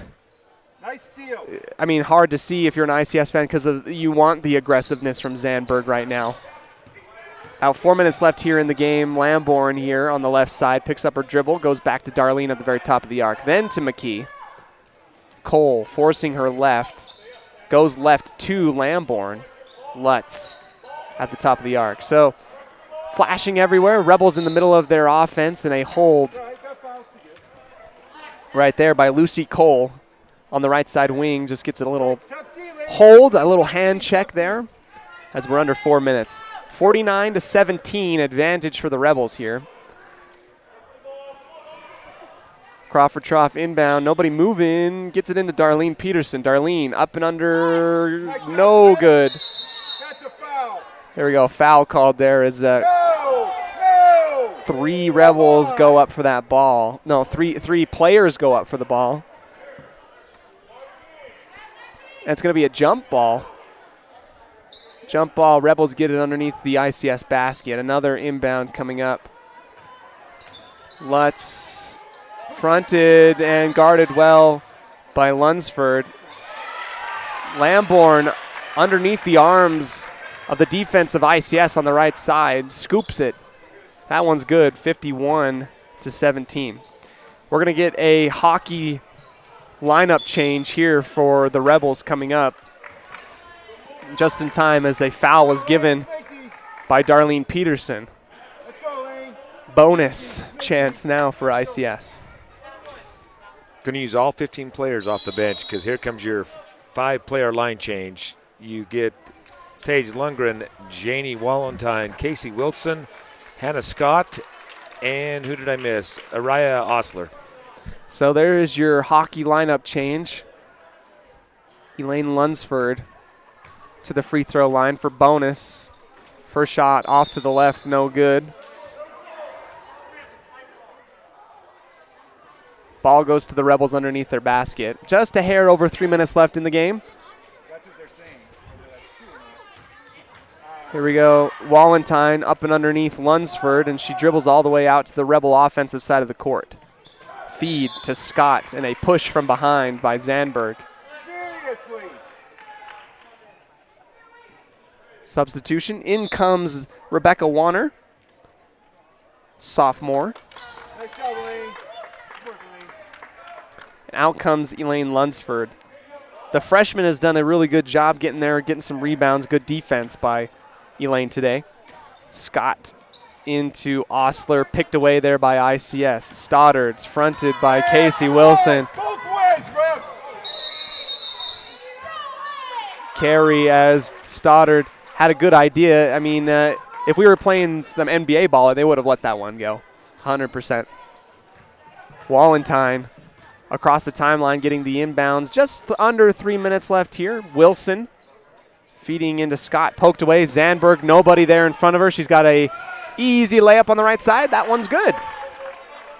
Stolen away and then capitalized by Zandberg. Wilson, left side, gets blocked by Firkin. Osler tried to track it down. Gets picked up by Stoddard. But last touch by a Rich Rebel. 51-19, and right now, Rob, it was a good showing by the Rich Rebels, especially coming back from a Tabiona loss that was very, very close. But I think it shows that the Rich Rebels had good touch. They're playing really good basketball. And this is a really good ICS team, so you have to applaud the Rich Rebels for playing very well. ICS, we know, is going to bounce back very easily. Stoddard had a little bit, just a little bit shorter than her average points per game. So only with 3 tonight. So I credit that to a Rich Rebel defense that was very good today. Zandberg, basketball gods say no. I thought that one should have gone in. Missed that free throw attempt. Second one coming up after a shooting foul given by the Rich Rebels. They're about 2 minutes away from the conclusion of this game. That one's up and good. Nice job, Morgan. Nice job. Nice job, Morgan. 20. Nice job, Morgan. And Nice job, Morgan. probably the most valuable player for ICS off the court, Morgan Zandberg. She's had a really good game today, Rob. Do you know her point total? 17 points and 4 rebounds. So Zandberg, right around her average right there. She carried the Lions today, either making some really good shots and doing it from the free throw line there. Stolen away, Stoddard, right into the passing lane, up with the right hand. That one's good. 22-51. Wilson strutting across the line, gets it out to Osler on the far corner. Inside, Scott, dribble underneath, pass. Wallentyne, left side baseline. Rims out, no good. ICS comes up with a defensive rebound. Cole to Stoddard. Has to collect herself. Lunsford for three, just off. Wallentyne grabbing it off the glass, going all the way to the offensive side here. Wallentyne into the paint, poked away Stoddard. Stoddard, and then Casey Wilson hops in front of her, gets a blocking call. Let's go, McKenna. Let's make these. Double bonus coming up here, Rob. 1 minute left here in the game. Stoddard has a chance to get some points that she normally makes for this game. She picked up 2 on that drive just a minute ago, sitting at 5. McKenna Stoddard, the sophomore shooting guard, off just a tad to the right, but it's going to be ushered back in. That one's good. She does have 5 rebounds in the game, including 5 offensive boards. That's fantastic, as her second shot attempt just short, ripped down by Hannah Scott. Jump ball between Lunsford and Scott. I have a sneaking suspicion that we're also going to have a very short pregame show for the boys coming up, as we're only about 10 minutes away from the tip-off time when it was originally scheduled. Stoddard driving, layup, no good. Scott rips it down. Stoddard just a little bit slow to get up. Wallentyne off the front of the rim, no good. Casey Wilson tried to put it back, got blocked by Firkin. Wallentyne dribbling, driving into the arms. Good stuff. Another foul given by Araya Osler. Let's make these, Becca.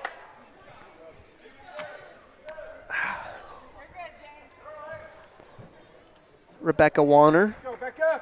the sophomore, to the line, the double bonus again. There's 40 seconds left here in the game, and we've been given, as normally, like, it gets some chances at the free throw line at the very end. Way too quiet for me in the gymnasium right now. Warner, good on that free throw attempt. Nice job, McKenna.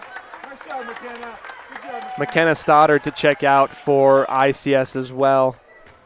She played her heart out today as well. I think led, or at least second, in terms of scoring for ICS today. Warner, 2 for 2 from the line. Full timeout taken. We'll take it as well here on a Bear Lake Community Health Center presentation of Rich Rebel Sports on 98.3 The Wildlife. For years, people from all over have counted on the competent staff and first-class facilities at Bear Lake Memorial Hospital in Montpelier, Idaho. Consistently named one of the top rural hospitals in the country, Bear Lake Memorial Hospital provides a wide range of treatments no matter what you need. Whether it be a simple visit to their expanded ER, a visit to their in-house MRI machine, or if you need more advanced treatments like chemotherapy or dialysis. The staff at Bear Lake Memorial Hospital cares about your health and will do everything they can to help you. Bear Lake Memorial Hospital in Montpelier, Idaho, the most caring hospital on earth. They say the 3 most important things in life for many people are their faith, their family, and their high school sports. And not necessarily in that order. Advertise where you'll get noticed. Call My Local Radio and become a sports advertiser today.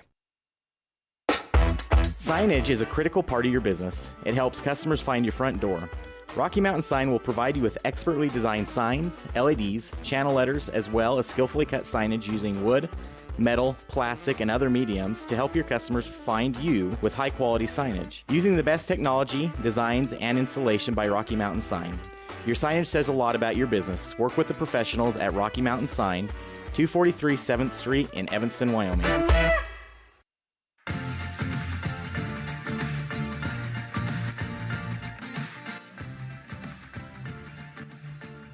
Here we go, back to the concluding moments here in our Bear Lake Memorial Hospital fourth quarter. Nice job, Lucy. Nice job, Savannah. Savannah Firkin also checking out here. So we get kind of what we saw at the end of the JV game, I think, at least for the Rich Rebel squad. Lundgren has some pretty sick kicks as she knocks down the first one and one here, 52-25. Another one. A little bit overzealous. We're getting ready to transition into offense. ICS Rebound. Here we go. Second opportunity. Lundgren, with the help of those sweet shoes, up and good. 53-25. 35 seconds left here in the game. This will be the concluding moments as far as no fouls are given by either team. Driving in, Casey Wilson guarding, and then a good drive there on the right side baseline. Ellie Menning. 27-53. 20 seconds left here in the game. Casey Wilson handoff to Wallentyne on the right side wing. Dribble handoff to Lundgren. High off the board, no good. Wilson up. Also no good. Ball goes out of bounds with 4 seconds left here in the game. Rob, I think I'm pretty confident I'm going to call this one. Rebels are going to come away with it. The student section hasn't jumped in with, I believe, yet. But it's time. It is time. Double zeros at the end of 4. Rich comes away with it 53-27. A quick message from our sponsors. We'll come back for the postgame, and then pregame for the boys. It'll be very quick, I'm pretty sure. Abbreviated pregame show coming up here on 98.3 The Wildlife. Hello, this is Dr. McKay Frankham. As a dentist in Evanston for over 20 years now, my mission has always been to provide quality dental care for people of all ages at reasonable prices. I'm a detail-oriented person, and it's important to me to stay current on new dental procedures and protocols that can help my patients have the best experience and have the best results. Over the years, I've also worked to keep my overhead low so that I can pass those savings on to my patients. I believe everyone deserves quality dental care. Please call us today at 307-789-8910. This presentation on mylocalradio.com is also brought to you in part by Hoover Chiropractic. With over 3 decades of experience, Dr. Todd Hoover can help you with all the chiropractic work you need, plus x-rays, blood work, a weight loss program, and can help you get rid of allergies and migraines. Dr. Todd Hoover with Hoover Chiropractic in Evanston.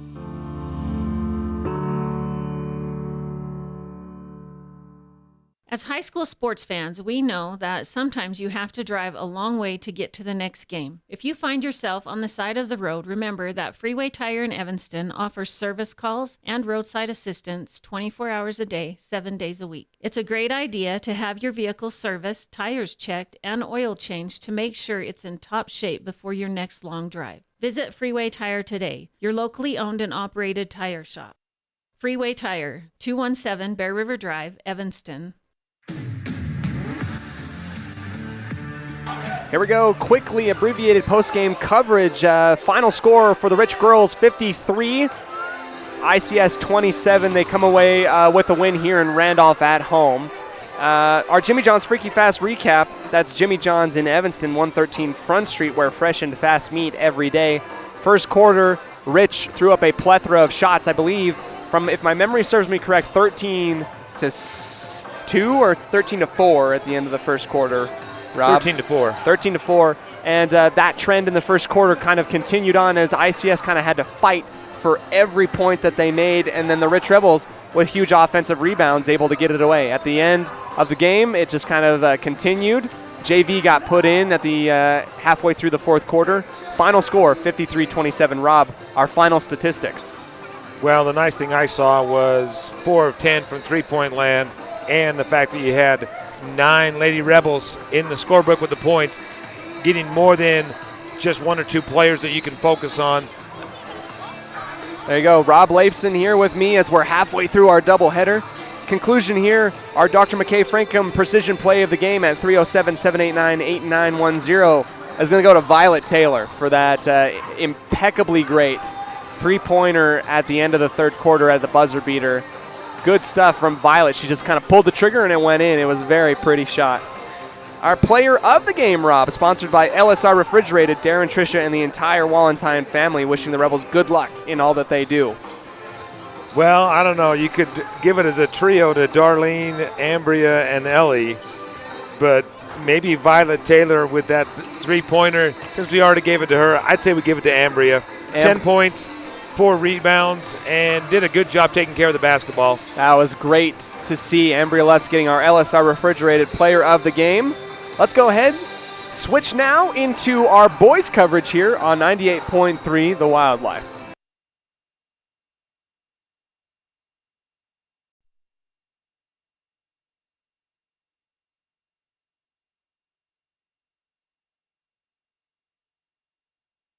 Rob, here in our scene set today on our Gary Tusher CPA pregame show. Halfway through, how's your voice holding up? Pretty good. Not too bad, not too shabby. We're making it work. I've got some updates from the wrestling match in Aberdeen if you get a break. Perfect. We'll touch up on that as soon as our scene set. We're going to go really quickly through our scene set, brought to you by mylocalradio.com on our Gary Tusher CPA pregame show. Rich Rebels, 4-8. Coming off of a loss there in Tabiona, need another offensive threat besides Riley Carrillo. That's probably the biggest thing for the Rich Rebels right now. ICS on the other side, 5-9. You're going to be looking at Peyton Lunsford and Dimitri Burke. Those are your key players, as those two have combined for more than 60% of all scoring for ICS on the season, just those two. We'll keep an eye on those two. We'll see who has the defensive assignment here in Randolph by the Rich Rebels. ICS, interesting fact, has not won a consecutive back-to-back game. They've only done it once this entire season, and it was back in early December. They've just kind of been one win, one loss, one win, one loss. A little streaky. A little streaky, as that's it's been a case for a lot of different programs out here. Only a common opponent with the Rebels is a win against St. Joseph, 71-52. ICS coming out from a shootout against Mount Vernon a couple days ago, 66-62. That's a really close one against Mount Vernon Patriots. Rob, what kind of updates do we have in terms of our wrestling program in Aberdeen so far? I give you I keep you on your feet, keep you on your toes all the time. Well, thanks to Emily Conk for giving us an update. In the boys, Dallas Van Soyk took first place in the JV. Levi Stonehouse, second place in the JV. Eli Brooks, third place. Lucas Stonehouse, second, and Jake and Downing, second. Riker's getting ready to wrestle, Riker Conk, getting ready to wrestle in the varsity championship match. And on the girls' side of the bracket, Brett Nicole Weston took fourth, Addie Carrillo third, Annie Peart second, Jazzy Chandler third, Hillary Rex took first. Yes, and Nina Hilliard fourth, and Nia Jolly will be wrestling in the championship round. So hopefully we'll get an update on Riker and Nia. There you go. We'll keep an update. Shout out to our wrestling program on our very short, abbreviated pregame show. We'll dip into our coach's interview with Lex Cornea earlier in the week. It was great to catch up with him, touching up as to what the Rebels can do to kind of come back and get back on track against ICS today. Here's Lex Cornea. Rich Rebel fans, here on Rebel on Record, as well as the Coach's Show. Joining me back is Coach Lex Cornea. Coach Cornea, it is good to have you back in the building. Absolutely fantastic. I mean, the first question I think that comes to my mind, Coach, is, was it hard watching from afar this last week? No, it's absolutely miserable. I mean, you build a relationship. You love being in the gym with those kids, and to have to sit at home and watch them play, two very important games for us. Cokeville, just because of the proximity and how well kids know each other, it's kind of our biggest regional rival, I would guess, as far as like just somebody close that we see all the time. And then, Altamont, we knew how athletic they were, and to not be there with those kids, yeah, it was tough. Coach, as we said, it's great to have you back. We're glad that you're back on the sidelines. We're glad that you can head this team and to get back going. We have a little bit of a skid going on right now. A lot of the stuff we touched up on last week in terms of starting strong, we actually saw the Rebels start strong and then a little bit taper off. It felt as though that, kids got a little bit tense and maybe some pressure was getting to them. Did you see any of the same things that we were noticing on the broadcast? Well, anytime, you're in kind of a slump, especially when you have a bad slate of games like we've had right now with some, consecutive losses. Yeah, the pressure amps up, even if it's just in your mind of, we know how the RPI works and how important each of these games are, especially, against region opponents like Altamont. And, you want to go out and perform and win. And so, the pressure mounts and every time a shot doesn't go in for you and a shot goes in for them, those two things seem to snowball in opposite directions. So I could definitely tell some tension. But I really liked, in our Cokeville game where we didn't have that great of a start. I thought that our response started looking more like last, like 2021. In our games then, that we got some offense going and we're able to claw back into that game. And even Altamont, for us to cut it to 8 in a game that really, we were gapped in and we were down 20, for us to cut it to 8 and have a chance at getting another score and really making that interesting down the stretch. It shows good things, but unfortunately it was just too little and too late in both games. Coach, you talked a little bit about how you don't have to fix effort right now. There's very correctable things for this team. Is there, highlights, some positives that you did see, however, these last couple games watching from afar? Yeah, I think our guards did a better job of getting us into transition, especially against Cokeville. It's just hard to have to play half-court offense against teams. And I don't know, I guess we had some success being more in half-court, before the break. And the guys kind of, they don't want to turn the ball over, so they started being a little more conservative. And, yeah, we were having to score, 55, 60 points a game all through half-court stuff. And we just challenged them that, hey, we need to be able to take risks, and we'll live with the turnover too. But we need to push the ball and play with a higher pace. And I thought we saw that against Cokeville. That's what let us get back into that game. But right now, it seems like every team we play has their best shooting performance of the year against us. And, we can't just chalk that up to, bad luck. Obviously, there's things we're doing that guys are getting, opponents are getting better looks at the basket than against the other teams they play. So our main focus this week has been on defense. We think that we're kind of built to play zone, but our zones were getting shot up. So, we're going more to a man-to-man defense. And, really trying to contest those, especially threes. Altamont hit 5 against us, which was their best shooting performance of the year. And then Cokeville hits 9, which is by far their best. So, you can't control everything in basketball, but, sometimes guys hit shots, but you can make those shots as difficult as possible. And that's an area of focus for us this week. Coach, last question. I know that we're on a little time constraint right now, but, as a coach, you put the kids in the best position that they can be in order to succeed. You go through the process throughout the week trying to get the practice in, get ready, get film and everything like that. Coach, has there been any captains on your team, any actions that any of your players have taken in order to really try and boost morale and to get things back going up and get the ship righted right now? Well, I think our seniors know that, they've got, 5 or 6 weeks of this sport left. And, after these 6 weeks, it just becomes, kind of a hobby, a thing you do. But it's no longer a sport that you play in meaningful games. And so I really have felt just a sense of urgency from them. And then, there's two parts to leadership. There's leading and there's also having the courage to follow. And I think our younger kids have really responded to that and gone, yep, we're with you. Let's win as many games as we can this year, improve our seeding in state, and go make some noise. So, it's difficult, especially when you're 17 years old and not hanging your heads at times like this. But I think we've got higher caliber kids than that in our area, and I think their response has been good. But our challenge to them has been this has to be more than lip service. Everybody can say that, hey, we're going to do this, we're going to do that, but it's actually doing it.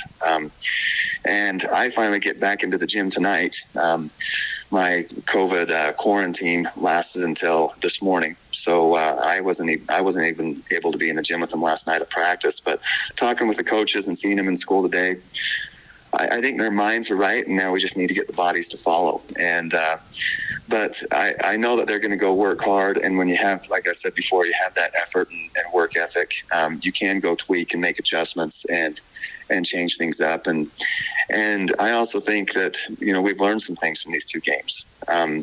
And we've had good success with that in the past, where we went to Bridger Valley and went 0-3, and then we took those losses the right way and got back into it. I think that these 4 beginning games after the break, there's a lot of lessons to be learned there, and I think that we're more than willing to take them and use them and make them work this weekend for us. Coach, it's great to have you back out onto the court. Best of luck this week against Tabiona and ICS. Thank you. Talk to you later, Cody.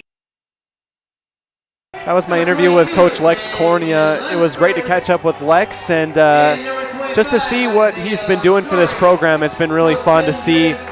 These boys work so hard for him. He's such an awesome coach, and he's getting the most out of them right now. Our starting lineup there for ICS, Isaiah Longoria. There we go. We'll get the starting lineup for ICS. Riley Carrillo to start for the Rich Rebels tonight. Nate Woods as well. Hunter Pace also getting a start. Jaden Cornea manning the point today. Noah Perry again getting the start as Hayden Weston is out still.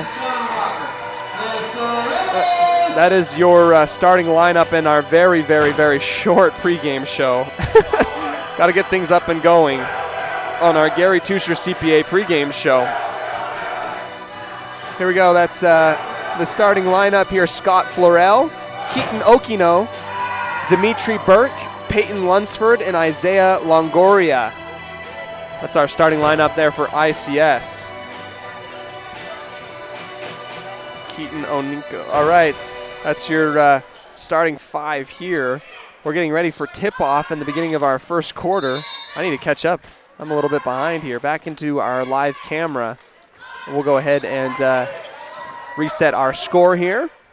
Back into the first quarter we go. Tip-off given to the Rich Rebels and almost a alley-oop. My goodness, my brain went pretty numb on that one. The first point scored by Hunter Pace after the long pass on the left side wing by Nate Woods. Here comes the Lions. Good drive. Answering immediately, Dimitri Burke, one of our key players so far for the ICS Lions. Back into the offense. The Rich Rebels here on the right side. Hunter Pace to Cornea on the short corner.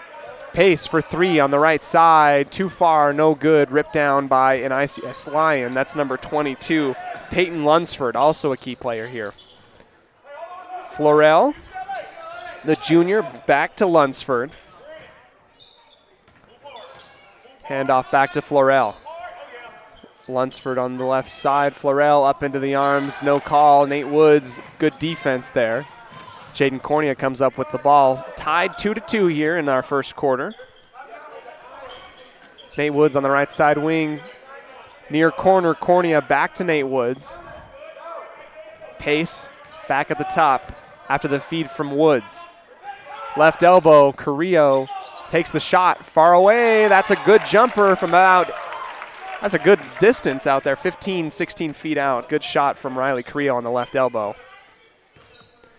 4-2, my goodness. Immediately, ICS answers back after a good attempt there by Keaton Okino. Okino, someone that can knock down the three as well, Rob. He averages quite a few per game, and you got to get out on him. That's the defensive key here. Rebels, yes. He played really well in the JV game as well. Shot from Nate Woods just beneath the arc on the right side. Long baseball pass, no good after an ICS Lion has it tipped out of bounds on the far corner here on the left side. 4-4 is your score. Just under 6 minutes left here in our first quarter. Cornea, left side, Pace. Pumps inside, goes up to the top for Nate Woods. Cornea, Carrillo, baseline, right side, back to Cornea. Thought about the three. Pace does not hesitate for three. That one's knocked down. Good shot. Hunter Pace. And you know what? Those three balls did not fall against Tabiona yesterday, Rob. It's good to see one go in early on. And again, that could be from the fact that the basket was a bigger distance from the floor. Lunsford, floater on the left baseline, no good. Ripped down by Carrillo. 4-7 here. Nate Woods on the right side. Feed in, Perry. Tipped by an ICS Lion trying to find Carrillo on the right block, goes out of bounds. We get our first Mound Valley Cattle Company inbound play underneath the ICS basket here. Cornea smacks the ball, gets it out to Perry quickly on the far corner, back up to the top. Trey Walker, who has checked into the game. Feed, good feed from Cornea. Last touch by Carrillo, got got it poked out of his hands, and then he touches it last as it goes careening out of bounds. A little bit of a turnover and a good deflection there by ICS. Strutting across the line, Peyton Lunsford, who averages about 16 points per game. Lunsford. Perry and Lunsford going for it. Perry feeding back to Carrillo, and wow, oh wow, what a hustle play by Perry on that one. He slid quite a bit, and he's going to feel it the next morning, but that was a hard-earned 2 points and an assist. Could have easily been called for a foul, but that was not the case. Lunsford misses the left-handed layup. Cornea pushing it up the floor. Walker out to Pace, just a little bit too low. In trends, in good tempo. I think Pace would have pulled that one up. He would have pulled the trigger on that one.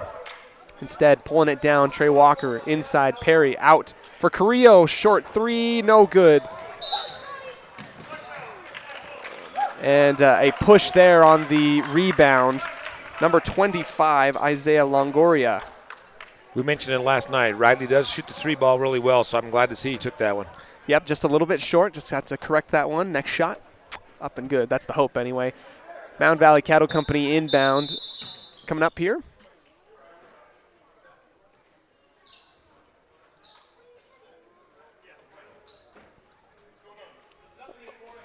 A little clarification here by our ICS coaching staff. Just asking a quick question. Now we get our inbound coming up. Cornea. Looking back to Perry. Good move. That's a back cut by Noah Perry. And that's just pretty work. 11-4 here in the first quarter. Rich Rebels in the lead. Lunsford dribbling left. Guarded by Perry. Three taken there on the short, on the near corner. Back out here to the right side after the offensive rebound. ICS dribble in, left-hand layup. That's Dimitri Burke, the 1-2 punch. Lunsford and Burke. That's what you're going to see from ICS. 3.5 minutes left here in the first quarter. Long three taken by Pace on the far corner. That one's good. Whoops. I gave some points to ICS for fun, I guess. Long three, that will go to the Rich Rebels. 14-6 is your reading. Longoria on the left side, back up to the top. Okino dribbles, drives, kicks to Burke. Burke into the lane, stolen away by Pace. Good hands by Hunter Pace. Walker misses it, get poked away by a Lion. It will stay with the Rebels underneath the Lion basket. Good hands by Pace. Good hands by Pace to get that one up. Perry shaking off a defender. That's Burke feeding Carrillo. Good shot on the left block. Carrillo doesn't find himself open very many times, but he made the most out of that one when he did. 16-6 here in our first quarter with the Rebels in the lead. Lunsford, left-hand dribble again to the left side wing. Dribbles baseline, gets caught up. Stepped on the line. No, a foul actually on Noah Perry.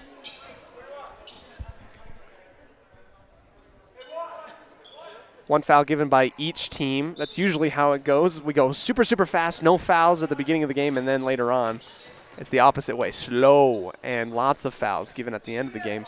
Long three taken by Lunsford off the front of the rim, no good. Rebound to Pace. Pace has found himself everywhere in the game so far.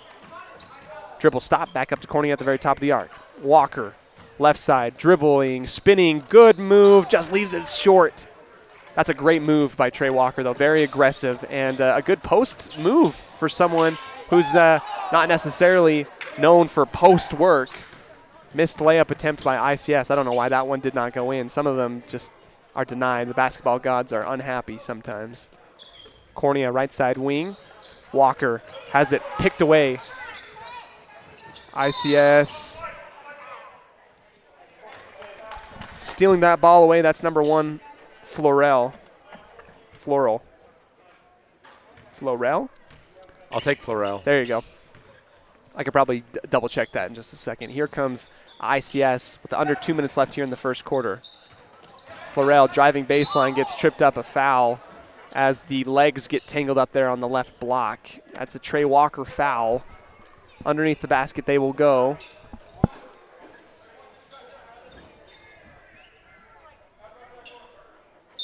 Keaton Okino, the sophomore point guard, to inbound. Gets it into Burks on the left side wing. Long three taken. Burks holding his form just a little bit too short. Perry with the rebound, giving it to Cornea, who goes across the line from left to right. Again, all white for the Rebels as they match the girls here. Cornea thought about the three, travel violation. He left too early and just shuffled his feet just a little bit. Saw the lane open and made a little bit too quick of a move. Yep, and he was set, caught the ball, and then did that nice little shuffle right there, and that's a travel violation. Was going to pull the trigger on the shot and then realized he had an open lane. Three taken on the left side by Florell. No good. Carrillo off the glass into Cornea. Cornea right side here to Walker. Looks for Carrillo. Then back to Cornea, who flops sides on the left side, feeding Carrillo. Bodying up the front court of ICS on the left side. Throws that one up and good. 18-6. For the Rebels. More points in the paint. Plains Tire points in the paint. Huge for the Rich Rebels, especially if they're going to get some inside-out shots. Three taken there on the near corner, and ICS has taken a few threes here, and some of them, they're just not falling. Here's a three from the Rebels. That one robbed from Hunter Pace. That one was basically in 3/4 of the way and then came out. Burks. Noah Perry tried to intercept that one, did his very best to do his safety impression back in the fall. And now he's got to track it down in the hall. Comes back out, 28 seconds left here, 18-6. Advantage for the Rebels. Florell up to the top, Burks against Carrillo, looking inside. Florell back to Burks for crossover. Kick out over the top of the head of Okino. Turnover. Only the third turnover. Only the third turnover, and that one just a little bit out of control as that went over the head and into the Rich Rebel student section. Cornea coming up here, 7 seconds left before the end of the first quarter. Walker, back door cut, good find. Walker to Pace, and the buzzer sounds after the end of one. 20-6 is your score. We'll come back to you here with a little bit of a Bear Lake Realty fan cam after this quick break on 98.3 The Wildlife. This is Gary McKee. Inviting you to call Bear Lake Realty today, 435-946-8888. Find out how you can be part of this beautiful area here with sandy beaches and private access, or the quickest way to get access to the marina in the Bear Lake area. You can have your own second home or a quarter share into those second homes for starting at $250,000, or you can start your own Airbnb investment and use it as well. Just call us and we'll teach you how to do that at Bear Lake Realty at 435-946-8888.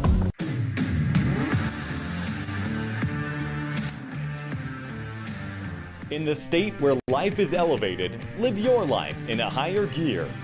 Cash Honda Yamaha can help you enjoy our beautiful local terrain, whether it's in the valleys, mountains, snow, or water. So get out and enjoy all nature has to offer at a higher speed. Visit Cash Honda Yamaha in Cache Valley to start living your life at your new speed.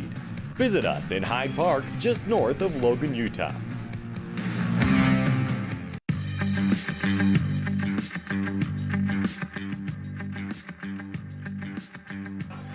Back again, Rich Rebel fans, here into our second quarter we will go. And into our second quarter brought to you by Stacy's Repair. When you need a repair, take it to the ones who truly, absolutely care. That's Stacy's Repair in Woodruff. Rob, really quickly, you gave me a good stat as to the shooting of the Rich Rebels here in the first quarter, and that is one of the keys that both Coach Cornea and I have talked about earlier on. Florell driving, rolling around the rim, that one's good. Shooting, though, for the Rich Rebels, really good in that first quarter. 7 of 8 from 2 and 2 of 5 from three-point land, but yet a free throw has not been taken in this game.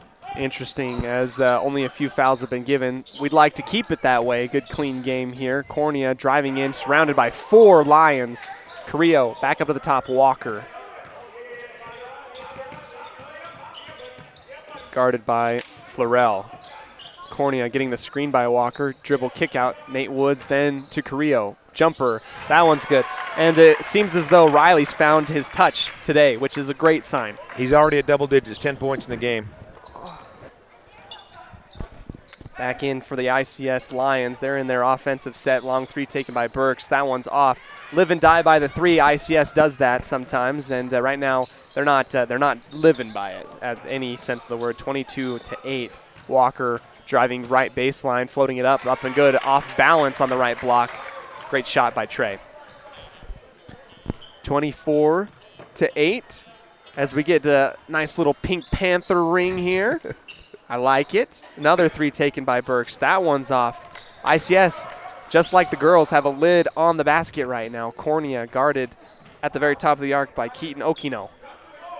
Nate Woods up to the top. Walker feeding Carrillo. Carrillo has to kick it back out to the right side baseline. Cornea into the arms and a foul blocking call on ICS. 6:15 here in our left in our second quarter before halftime. Just got an update from Emily Conk. Mika Anderson is also in the finals on the girls' side. Rob, I mean, like taking a break here. We're in the middle of the game, but I am so impressed with the girls' wrestling program so far. They've been doing fantastic in their second year. I got to meet with Annie Peart, and, she was just so excited. Great find and a good move by Carson Muirbrook on the Mound Valley Cattle Company inbound. You have a lot of the girls' wrestling program in as part of some of your rich school district classes, and they're just stand out. Again, I just can't say enough how much I love this student body in this school. So fun. Keaton Okino to inbound underneath the Rich Rebel basket here. Kicks out for Burks on the left side. Burks guarded by Trey Walker. Up to the top, Florell, and then a three taken on the right side wing. That one rolls out, no good. Good offensive rebound by Okino. That was a three taken by Noah Hilliker. Florell driving, no good on the layup on the left side after getting the feed into the paint. 7th rebound by Riley Carrillo. Carrillo getting really close. This has a lot of, season opening vibes, against Telos. That's what we've seen so far. Cornea driving to the left on the baseline, kicks it back out to Walker. Walker guarded by Florell, feeding in Muirbrook. Backdoor cut. Cornea leaves it short. Muirbrook cleans up the mess, goes up with the right hand. That one's good. That'll pad your stats. That will definitely do it. Muirbrook, 2 for 2 so far in his short stint in the game. Making some baskets now. Maybe unlocking that lid that's been on for the Rebels for a long while. Driving Lunsford out to Florell, back up to the top, Okino. Right side, circumnavigating the entirety of the court around the arc. No good. Here comes the Rebels in transition, and a blocking foul. Really close. I thought he did a pretty good job about establishing position on that one, and it was a late whistle. Maybe you just had to make a decision in the spur of the moment right there. So he has to be there for a minute? 2 shots coming up as it is a shooting foul. Carson Muirbrook, who already has 4 points in the game, 4:42 left here. Buckwheat Adams and Carter Hoffman in the game for Riley Carrillo and Trey Walker. Hoffman and Buckwheat coming in, and scratch that. It is not going to be a shooting foul. Instead, underneath the basket. Nate Woods inbound here to Hoffman. Back to Nate on the far side. Up to the top, Pace, who's had the hot hand early on. Hoffman. Buckwheat at the top of the arc. Pace for 3 after the feed from Buck. That one's good. Great work. 31-8, your score. Independent Software Solutions timeout, and the Rebels are stoked. We'll take it as well on a Bear Lake Community Health Center presentation of Rich Rebel Sports. 98.3, The Wildlife. You rely on your vehicle every day. Make sure your ride gets the best service, repairs, and maintenance possible. Stacy's Repair in Woodruff provides the highest quality, the latest technology, and the newest equipment to give your vehicle the absolute best auto care available. Family owned and operated since 1992, your friends at Stacy's Repair promise to always deliver value and outstanding, honest, and knowledgeable service, regardless of repair size or difficulty. Stacy's Repair, the ones who truly care.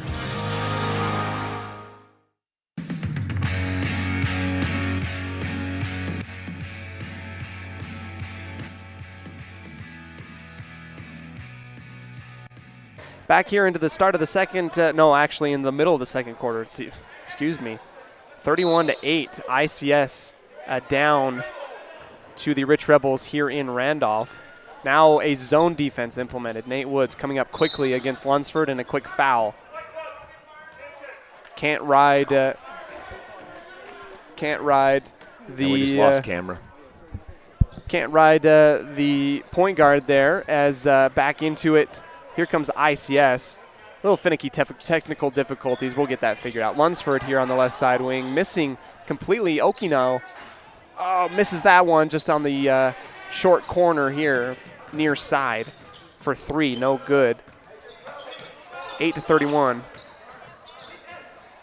Muirbrook around the horn to the left. Nate Woods pumping, putting it in. Stolen away by Burks. Good defensive play by Burks.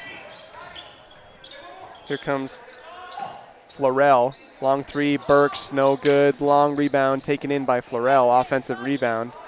Nate Woods staying in front of his man. Good work. Good defense. And Florell steps on the line. Turnover there, 31-8. Muirbrook into Pace. Guarded by number 20, Noah Hilliker. Pace almost loses the ball and does. Hilliker steals it away, one-on-one. Pace. And there you go, a foul called up as Pace reached inside and caught him on the arm. And you'll get your first free throws of the game. There you go. I mean, this game has been flying by pretty quick so far with only 3.5 minutes left till halftime. And I've enjoyed it, to be completely frank with you. Basketball is a lot purer without the momentum being stopped so often. Missed free throw attempt by Hilliker. Still 31-8 for the Rebels. Trying to stop an 11-0 run by the Rebels. Rebels on an 11-0 run. That's very impressive considering all things. That's exactly what they've needed in a while. Pace off the front of the rim, gets the rebound after the miss by Hilliker. Pace calling up a screen, getting it out to Nate Woods on the right side wing. Nate back over to Carson Muirbrook around the horn. Again, another 3 by Pace. That one's good. I don't feel like you got enough applause on that one. It was pretty quiet. Long 3 taken by Hunter Pace, and that was good. Pace is on pace for getting a substantial amount of points tonight. 16 so far. Here comes a big 3, answered by Burks. Burks finally knocks one down. He's been trying to get one of those for a while. 34-11, Nate Woods against Florell. Nate crosses the timeline. Out here to Pace. Left side, right above. Nate Woods somehow ends up with it, follows it. It was a long Hail Mary pass into the paint. Back out to the right side. Nate Woods going to get the screen from Muirbrook on the left. Gets a pick and roll. Good spin by Muirbrook. What a beauty. What a beauty. Spinning around after getting the pick and roll up with the right hand. We'll have to mark that one down for a possible precision play of the game. Dr. McKay Frankham keeping tabs on that. Here comes ICS. I couldn't help myself. I turned into a cheerleader there for a hot second. Here we go. Back over to ICS in their offensive set. Burks at the very top of the arc, guarded by Pace. Drive into the paint and a blocking foul. Nate Woods, usually, I'll say it. It might be controversial, but Nate Woods, given his size, sometimes gets a lot of offensive charges called in his favor because he is a little bit smaller out onto the court, Rob. He does. Unfortunately, that time it doesn't come away to his advantage. And Tyler Stevens in the game for Buckwheat, and Noah Perry checking in for Carson Muirbrook, who leads with 6 points. Good stuff by Muirbrook, who is all smiles coming off onto the bench. 36-13 is your score. Shot by Burks, good. 36-14. He's in double digits. Hoffman getting to Nate Woods on the near corner on the on the ICS side. Good find. Nate to Noah Perry. Perry gets fouled. He'll go to the line for 2. I guess we jinxed ourselves with the no free throws. Yeah, I know. I knew it was coming. I knew it was going to come. Here's Noah Perry. First trip to the Bear Lake Realty free throw line. Off, no good. We've had a few good steals, Rich County steals, that is. That's Rebels with a champion cause.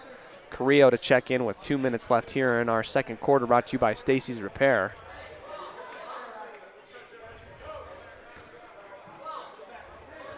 Perry. Second one off to the right. Offensive rebound by Carrillo, bouncing it off an ICS Rebel. That's just athletic play. Good work by Carrillo. Jumps high up in the air. That's a great vertical. Knew he was going out of bounds, bounced it off an ICS. Lion got it again. Pace up at the very top. Crossover in front of Burks. Kick out to Carrillo for three. Carrillo knocks it down. They get points at each other, and they get a nice little high five. Good assist from Pace to Carrillo. This is exactly what we've been needing for a while. Up into the no good left-handed layup by Lunsford. Pace for three, no good. Carey. In his indecision, he had an open Rebel inside, I think, for just a split second. Then it closed, and then he decided to take the three, and then just got a call for a carry. Turnover there by the Rebels.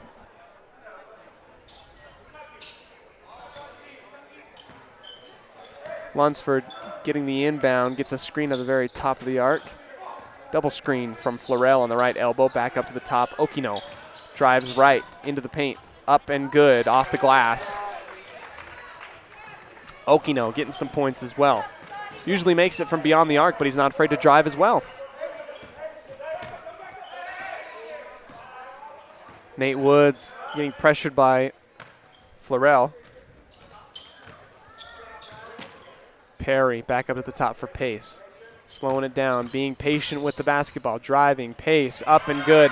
And you know what, Rob, watching this, Pace is scoring in bunches at this point. And if you were to tell me, compared to yesterday, that the Rich Rebels, with 30 seconds left before halftime, good score after the spinning move by Lunsford. That was a very mature, high basketball IQ. You know, if the Rebels were to have 41 points before halftime, I would have said, is this the same Rich Rebel team that we saw? I don't think we got 41 points in the whole game last night, did we? That's incredible. I don't think it was if we didn't, it was close, I'm sure. And now buckets for days. Pace getting picked off. Ball up for grabs. And that's the end of the second quarter. 41-18. We'll come back to you with a few statistics here. Continue on with this game in what is a really good matchup, and the Rich Rebels scoring in bunches here on 98.3 and mylocalradio.com. We'll come back on a Bear Lake Community Health Center presentation of Rich Rebel Sports.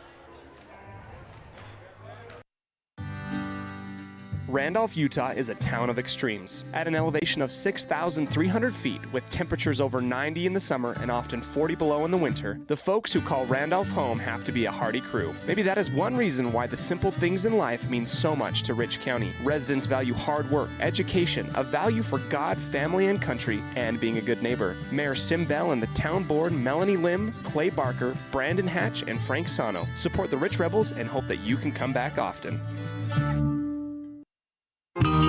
For years, people from all over have counted on the competent staff and first-class facilities at Bear Lake Memorial Hospital in Montpelier, Idaho. Consistently named one of the top rural hospitals in the country, Bear Lake Memorial Hospital provides a wide range of treatments, no matter what you need. Whether it be a simple visit to their expanded ER, a visit to their in-house MRI machine, or if you need more advanced treatments like chemotherapy or dialysis. The staff at Bear Lake Memorial Hospital cares about your health and will do everything they can to help you. Bear Lake Memorial Hospital in Montpelier, Idaho, the most caring hospital on earth. Signage is a critical part of your business. It helps customers find your front door. Rocky Mountain Sign will provide you with expertly designed signs, LEDs, channel letters, as well as skillfully cut signage using wood, metal, plastic, and other mediums to help your customers find you with high-quality signage. Using the best technology, designs, and installation by Rocky Mountain Sign.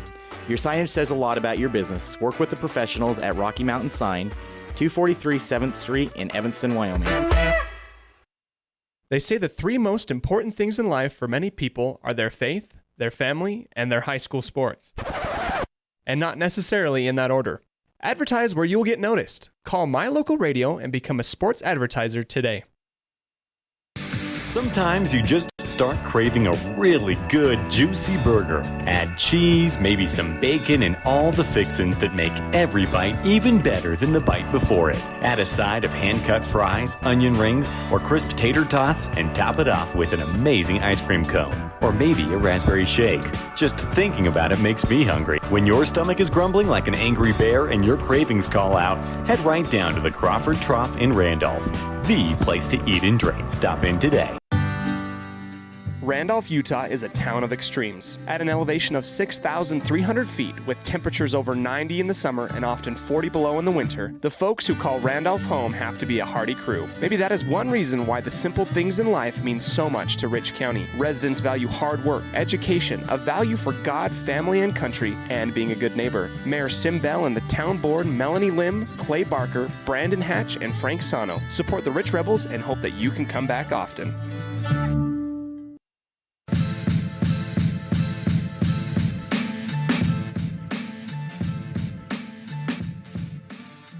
Here into our halftime show today, sponsored by the Crawford Trough in Randolph. Hey, guess what, Rob? I went to the Crawford Trough today, and it was delicious. It was really, really, really good. Had a great big double cheeseburger, some beautiful fries. It's become a tradition every time my wife and I come into town. So, Rob, we're part of the halftime show brought to you by the Crawford Trough, and this seems as though it's a completely different team than what we saw against Tabiona. Well, let me show you some statistics. Last night against Tabby in the first half, we were 0 for 7 from three-point land and 3 for 20 from two-point land. We shot 11%. And tonight, 12 of 14 from two-point land and 5 of 8 from three-point land, shooting 77% compared to 11. And to be honest with you, there really wasn't a lot difference between the shots they took, other than they went down. It's incredible how much making a basket really helps. Like I mean, you don't need a basketball analyst to tell you that. It just seems the Rich Rebels have a lot of confidence right now. They're shooting the basketball and they're not throwing the ball into bad situations. I had a discussion with Coach Cornea, and maybe you can help me out with this, Rob. But he talked about that three taken by Taylor McKee. She missed that one badly. That was funny. That one's for Coke, and she missed it. But I talked with Coach Cornea, and he talked about selfish passes. When the baskets aren't falling, you don't want to be the one to miss the basket. So you are more than happy to dish it off to somebody else. And sometimes, although it looks on the outside, surface level, very unselfish, it's a really selfish pass. And guess what? When the ball falls, it works. It just clicks. And I knew that this team has been on the cusp, and it's kind of happening right now as we're watching this game. As far as the Lions are concerned, they're 7 of 13 from two-point land, 1 of 11 from three-point, and that's one of the things going into this game we were concerned about it. We mentioned last night, Coach Cornea knew that the Tigers and the Lions both love the three-point line, but 1 of 11 is not going to get it done. They're shooting 33%. On the boards, Rich has doubled them up, 16-8. Carrillo with 8. Dimitri Burke with 3 for the Lions, along with his 10 points. And Peyton Lunsford has 3 boards. Huge play by a lot of good players on either side right now. The ICS Lions, in order to get back into this, they've been shooting a lot of shots, and it just seems like they caught the bug that the Rebels had. The ball's just not going into the basket. They've had it open. They've had good looks, but it's just not fallen so far for them. And you can see by the reaction of the players, they expect some of those shots to be going down, and they're not. And I watched the first half of the JV game, and they were going down, so they can hit them. There you go. We'll keep an eye on that. ICS in no way out of this at all. We'll go back, take a quick break, come back to you to start the third quarter, Epic Recreation third quarter. After this on a Bear Lake Community Health Center presentation of Rich Rebel Sports. Signage is a critical part of your business. It helps customers find your front door. Rocky Mountain Sign will provide you with expertly designed signs, LEDs, channel letters, as well as skillfully cut signage using wood, metal, plastic, and other mediums to help your customers find you with high-quality signage. Using the best technology, designs, and installation by Rocky Mountain Sign. Your signage says a lot about your business. Work with the professionals at Rocky Mountain Sign, 243 7th Street in Evanston, Wyoming. Now you've got a safe and secure place to store your boat, RV, ATVs, and other vehicles right in town. T-Bar Body Shop offers storage for just $35 per month. Long and short-term storage options are available. Of course, T-Bar Body Shop also offers custom bodywork when you have an accident. We work with your insurance directly and get the job done right. T-Bar Body Shop offers a wide range of services. Stop in today and see all the ways T-Bar can serve you. 515 County Road, Evanston. Let T-Bar fix your car. In the state where life is elevated, live your life in a higher gear. Cash Honda Yamaha can help you enjoy our beautiful local terrain, whether it's in the valleys, mountains, snow, or water. So get out and enjoy all nature has to offer at a higher speed. Visit Cash Honda Yamaha in Cache Valley to start living your life at your new speed. Visit us in Hyde Park, just north of Logan, Utah. As high school sports fans, we know that sometimes you have to drive a long way to get to the next game. If you find yourself on the side of the road, remember that Freeway Tire in Evanston offers service calls and roadside assistance 24 hours a day, 7 days a week. It's a great idea to have your vehicle serviced, tires checked, and oil changed to make sure it's in top shape before your next long drive. Visit Freeway Tire today, your locally owned and operated tire shop. Freeway Tire, 217 Bear River Drive, Evanston.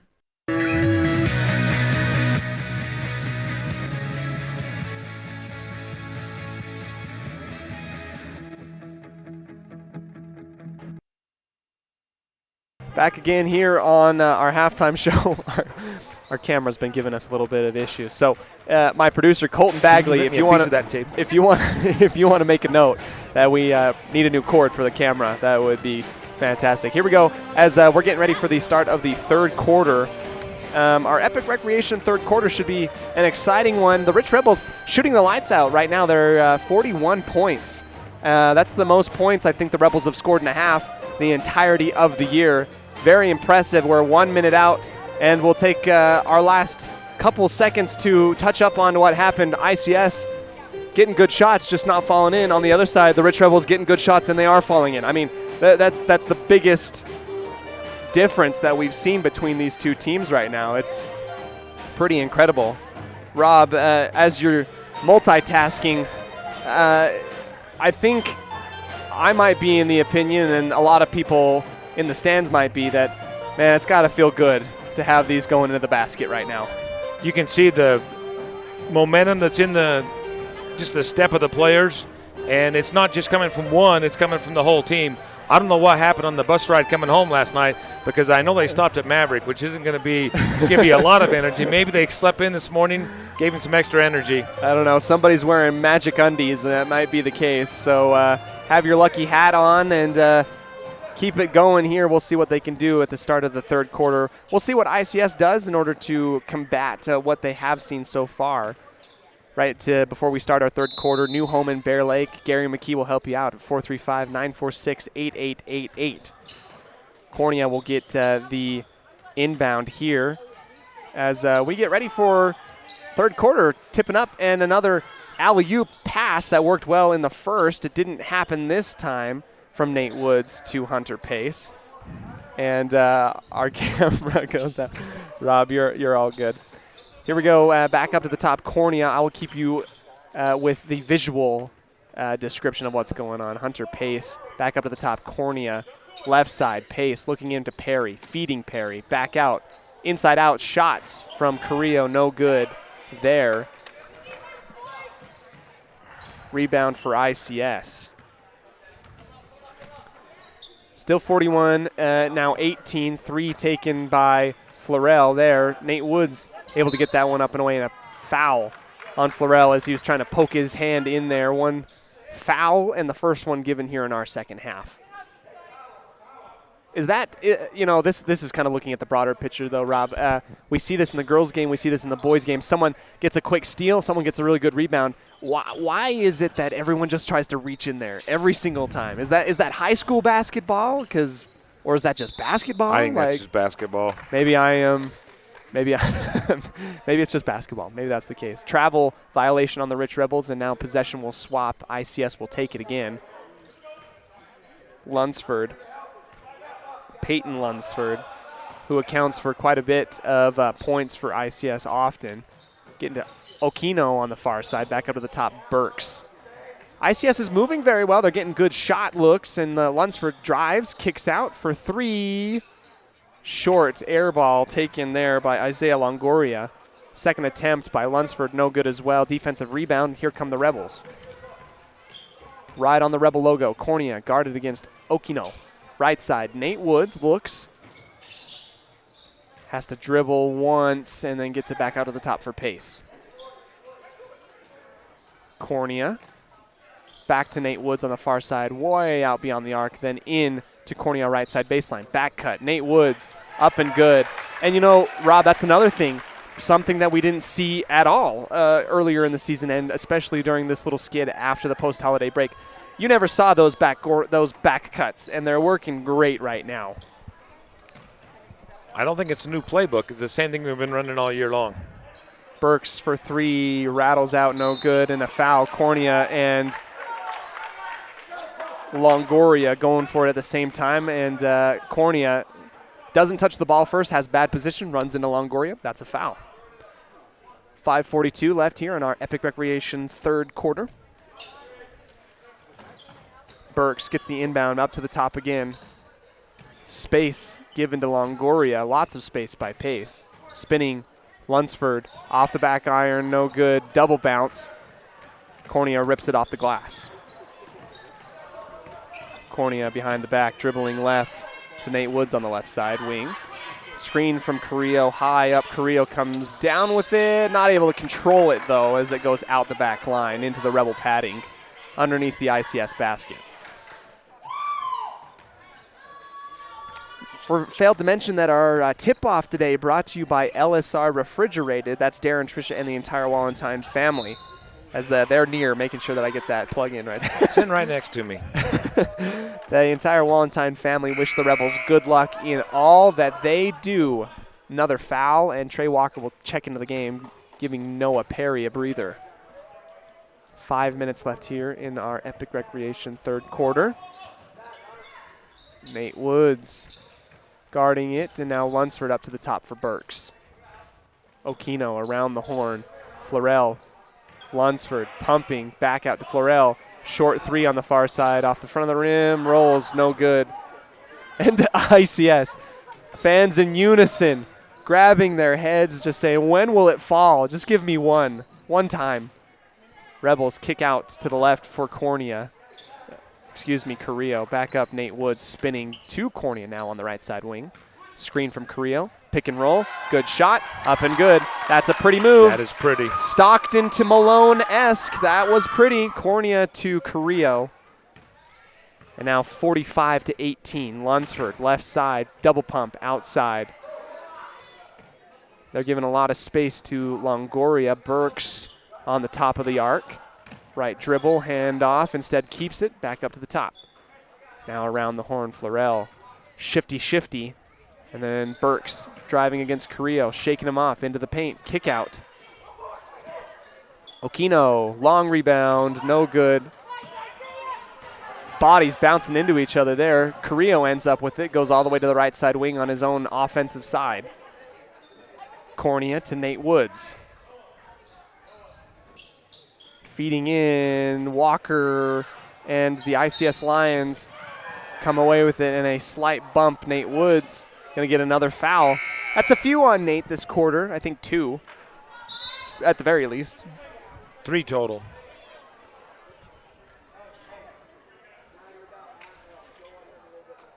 That's a double-double for Riley. 10 boards and 15 points. Peyton Lunsford right against Walker is going to drive left. Throw off Walker, and that's an offensive foul. I think it's just an extension there, and whether it was aided by theatrics or not, that's going to be an easy call for an official. Carson Muirbrook to check in. He had a fantastic first half. 6 points from Carson And an offensive rebound. And an offensive rebound. And a very, very pretty spinning move up with the right hand he went. That's definitely a nominee for our precision play of the game. Walker tried to feed Muirbrook. He said, my bad. That one goes out the back line, and a turnover here. Rebels have only scored twice? 3 times? A couple times. Oh, never mind. 4 points. 4 points here in the third quarter. ICS has only scored 2 points. Lunsford, again, very top Florell. Trying to get inside, gets a screen on the left side. Feed, they're trying to do what the Rebels have been doing. Pace stuffs Burke right on the left block. Florell up to the top, right side now. 3 taken by ICS. That one's no good. ICS ice cold from beyond the arc, and it's just hard. They just want it. You're willing it to go in right now. Just using kinetic, like brain power. Hopefully they can get that one up and in. We've been there before. We know how it feels. Good feed at the top of the arc. Muirbrook to Pace. Pace on fire. I think Pace is close to 20 points about now, right, Rob? You're making me do too much math. I'll get back to you. All right. Driving in Lunsford. That's a good drive by Lunsford right into the teeth of the Rebel defense. 2.5 minutes left here in our Epic Recreation third quarter. Lunsford's first points of the game. Impressive. Muirbrook faking it inside, gets it up to Pace at the very top. Guarded by Burks. Right side, up and underneath, driving baseline. Cornea, jump stop and a foul. Hanging on the arm, Okino. You are right, that is 20 points for Hunter Pace. Well, hot dog, I don't need math. I just need to guess very well. But it's good to have you here, Rob, to make sure that I'm on. I'll check with his little brother, Talon, a.k.a. Tiny, and make sure I'm on right. There you go. I'm sure that Talon knows. Cornea just rolls that off to the right on that Bear Lake Realty free throw attempt.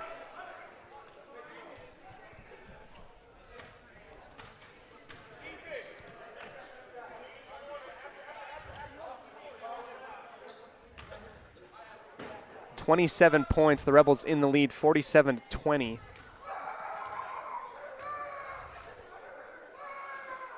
Second one up and good for Cornea. That makes it 48.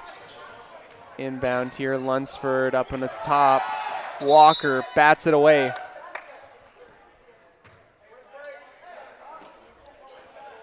As Coach Cornea is, directing this press, this full court 1-2-2 kind of trap thing going on here. Screen, Lunsford up and under to Longoria, back to Lunsford, who has to get up and under, stepping through the double team. Lunsford has to get across the line. Timeout taken there by ICS. Good implementation of the full court pressure there, Rob. Which I'm sure if you're an ICS fan, you're asking yourself, you're up by 28 points. Why are you pressing this full court? That's maybe a question we'll have to mull over as we take a break here on Bear Lake Community Health Center presentation of Rich Rebel Sports on 98.3 The Wildlife. Whether you're kicking up dust in the hills, making waves down on the lake, or taking advantage of the world's greatest powder, don't just hope to have fun. Take that sled by the handlebars and make your time at Bear Lake epic. Epic Recreation rents equipment and cabins for your vacation fun at beautiful Bear Lake. From watercraft large and small to UTVs, sleds, and more, Epic Recreation has it all to go on-road, off-road, or out on the Caribbean blue water. Book your adventure at epicrecreation.net.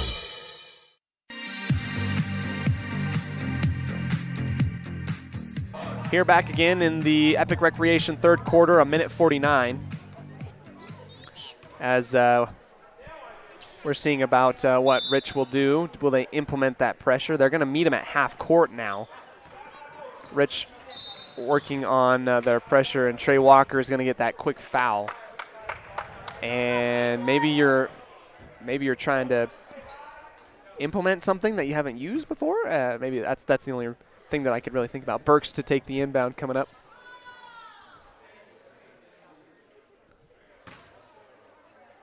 The far side gets it up into his own back court, guarded by Trey Walker.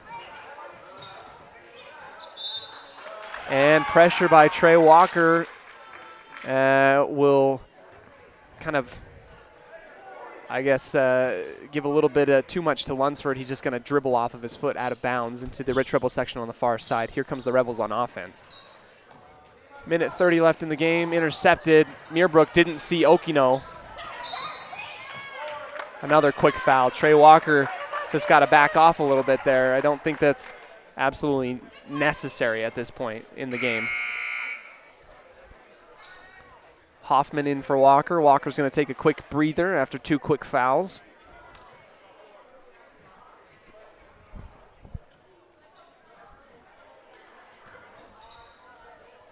Into Lunsford, who strolls across the timeline left to right on your radio dial.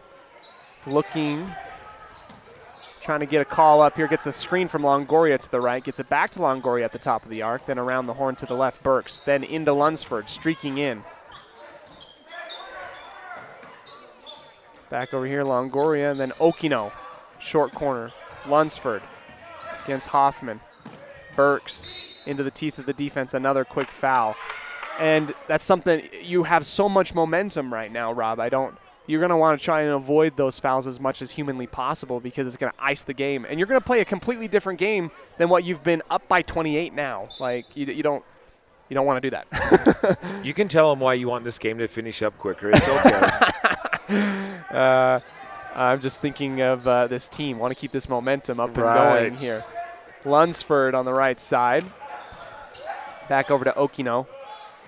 Burks driving into Carrillo. Going to get him the travel. Travel violation there. Just to one, too many steps. Turnover. Here come the Rebels with 40 seconds left here in the third.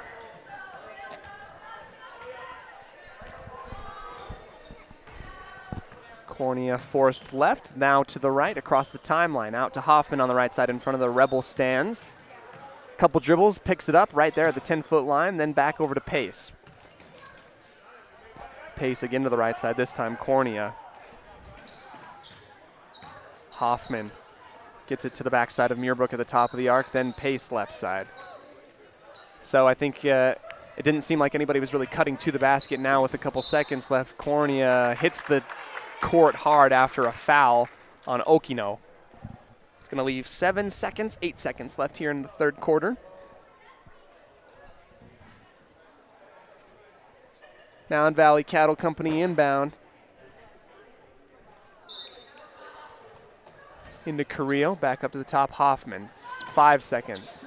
Cornea flinging it into Carrillo, somehow gets it. I don't know how in the world he did.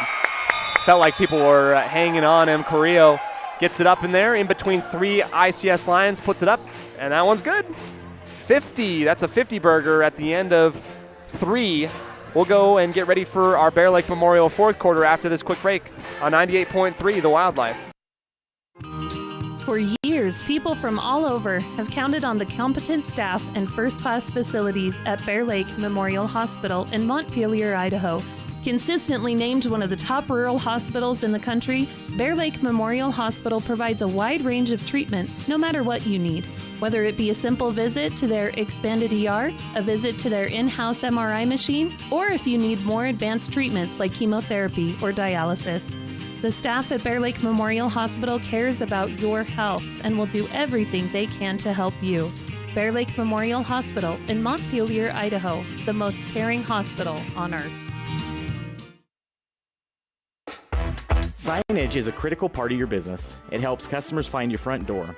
Rocky Mountain Sign will provide you with expertly designed signs, LEDs, channel letters, as well as skillfully cut signage using wood, metal, plastic, and other mediums to help your customers find you with high-quality signage. Using the best technology, designs, and installation by Rocky Mountain Sign. Your signage says a lot about your business. Work with the professionals at Rocky Mountain Sign, 243 7th Street in Evanston, Wyoming.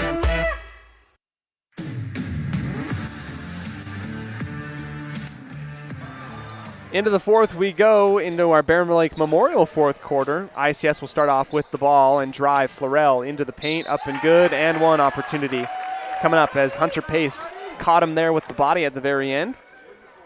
22-50. Rob, you just rallied off a pretty sweet stat just a second ago. I don't want to jinx anybody, but we are 16 of 19 from two-point land. That is 84% compared to last night. That is Dr. Jekyll and Mr. Hyde completely. That is crazy. And on the rebound, Longoria goes up with the ball and gets fouled. by Hoffman. So we're in the bonus going into the fourth quarter. Longoria, first one up and good. Gets his first point of the game. Good. Second one coming up here.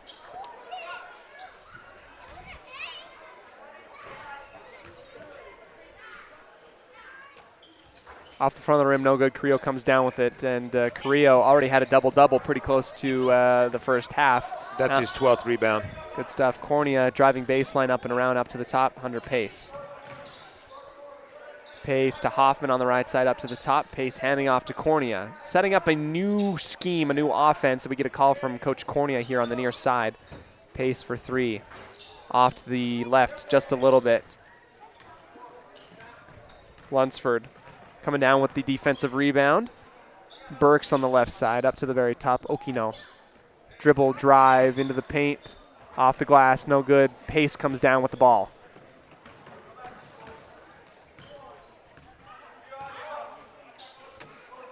Pace pump fake inside from the right side wing. Then Perry gets up with it, and then a foul from Burks. 2 shots coming up.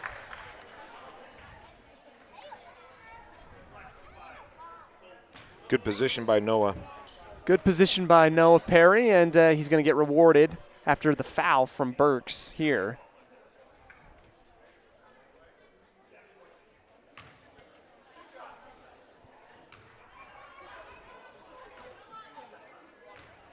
Methodical, nice work.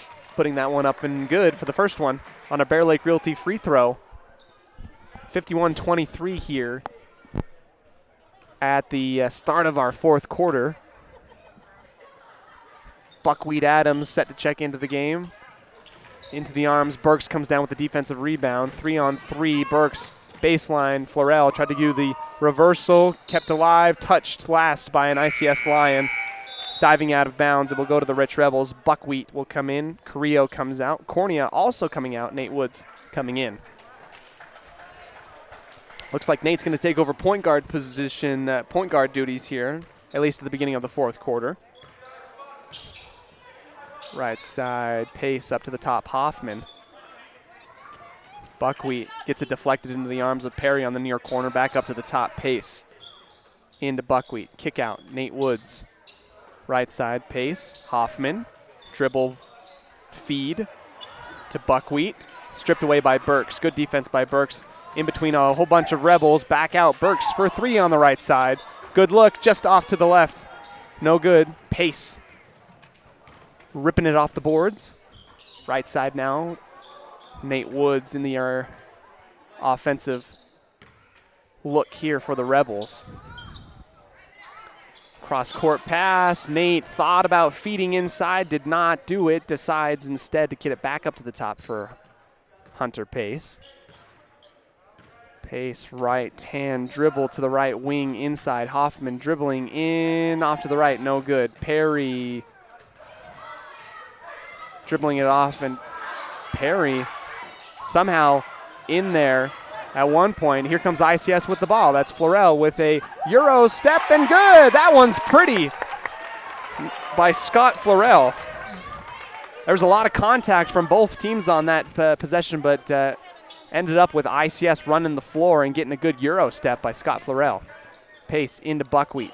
Buckwheat for a little jumper. It's going to be stuffed. It will stay with the Rebels as it goes floating out of bounds after the rejection there in the paint right in front of the free throw line.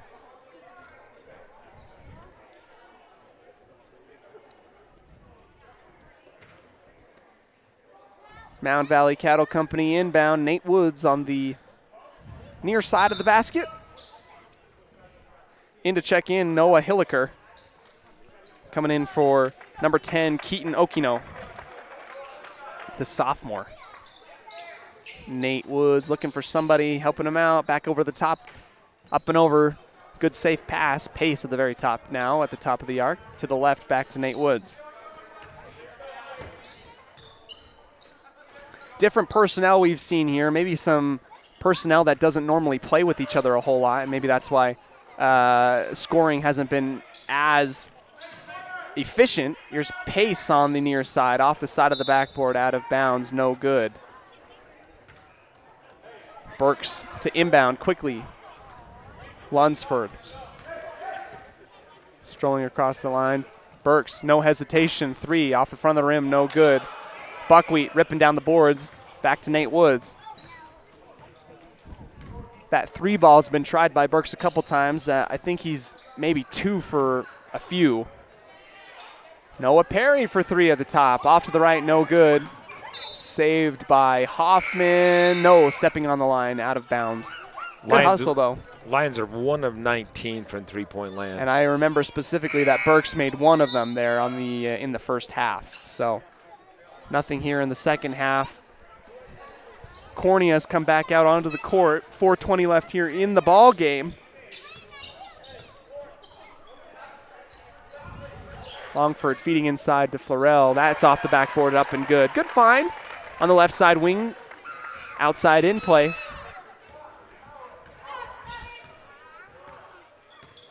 Cornea now to the left for Nate Woods. Flashing to him, 3 different Rebels, but they're all covered. Gets it out to the right side now for Trey Walker. Nate, far side corner. Picks up his dribble again. Has to be bailed out. Up back to the top it will go. Cornea cross court to the right side. Nate gets a shoot it call from a couple different fans. Trey Walker from 3 on an inside out assist. Buckwheat, good rebound and putting that one up and good. And I'll be the first one to tell you that was hard earned by Buckwheat. Good stuff from Buck. He had a couple of those shots last night that didn't go down, so I'm glad to see that one go through. Good to see that come back. Another 3 from Burks off the front of the rim, no good. Burks and ICS just not a day for shooting. That's just one of those days here. Cornea, left side, Nate Woods. Round the horn it will go. Trey Walker. Now to Nate Woods. Nate will take a 3 on the far side corner. Just a little bit too short. Bounces off the back. Rebounded by Lunsford. Just under 3 minutes left here in regulation. Lunsford dribble drive to the left. Into the arms and a foul. Into a bunch of trees. It will go. 2 shots coming up for Lunsford. He's got 6 boards in the game and 2 points, but the Rebels have been able to keep him in check. We have a couple substitutions coming up after this shot, which is good by Lunsford.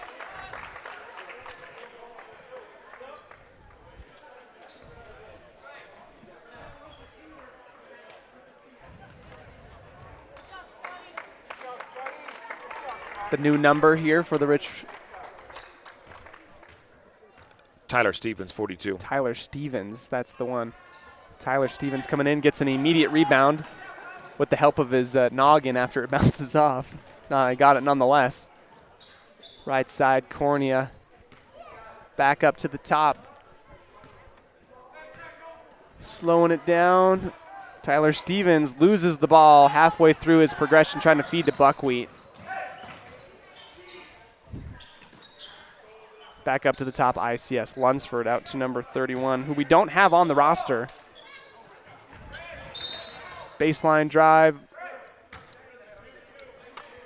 Foul coming up. I think Trey Walker's going to come out of the game as Weston will come and check in. 2 minutes left here in the game. Shots coming up as the ICS is in the double bonus.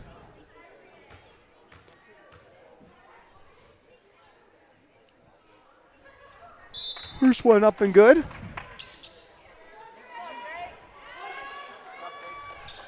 $29.53 is your score here.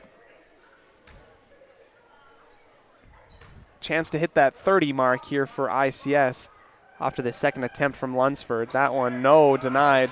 Buckwheat ends up with it. Here we go, Nate Woods coming up, passing over there, and a foul by Burks. Tyler Stevens went up for the layup there.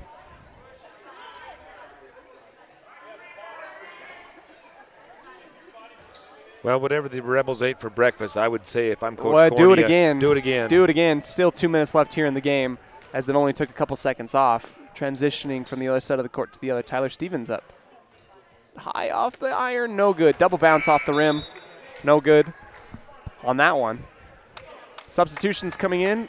Lunsford will come out. He had a great game today, and for the ICS Rebels, also Burks. So that's your 2 leaders here for ICS coming out of the game, and now we're going to get a little bit of relief from a couple players deep on the bench for ICS. Dimitri ended up with 10 points and 4 boards, and Lunsford 4 points and 6 boards. That's well below their average coming into this game for sure. Here comes Okino across the timeline. He's helped out here on the right side. Again, we have a couple ICS Lions not on the roster. That's all right here. Noah Ferez out here on the right side. Okino driving off the backboard and follows his own rebound. Gets a foul.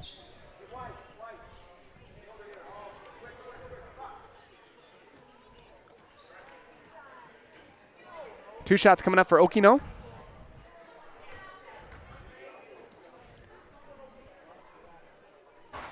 Off the front of the rim, no good on that first one. Coach Cornea giving the players some instruction during that first free throw if you're watching at home and wondering, where did the Rebels go? Second one up and good by Okino. 30-54. Nate Woods coming across the timeline. Out to the left side, Weston. Good closeout by ICS on the left side. Now to the right, Tyler Stevens to Nate Woods. Corner. Double drive. Weston goes right up into the arms of a couple ICS players. That's going to be rejected and sent right back outside. Walker, good drive up and no good. Bounce off a couple different Rebels and an ICS player. Tyler Stevens, dribble drive floater right there in front of the free throw line. That's got to be pretty to see also if you're Tyler Stevens. And also Drake Weston getting in there as well, trying to cause a little bit of an issue for Okino. 1 minute left remaining before the end of the game. Foul. Just what you were hoping for. Exactly. Yeah, that's. Oh, man. Yeah. You're ousting me to everybody here, Rob. That's what. Well, when we didn't have any free throws until the third quarter or the second quarter, we are making up for it right now in the fourth. That's what it is. All things perfectly balanced, as it should be. Missed free throw attempt by Okino. 56 seconds left here in the game, up by 26. The Rich Rebels, 56-30.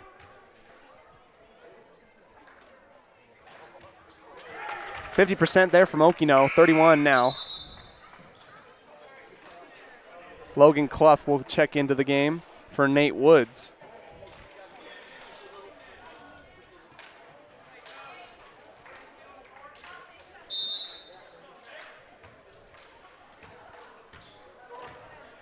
Weston coming across, half court to the right side, Tyler Stevens.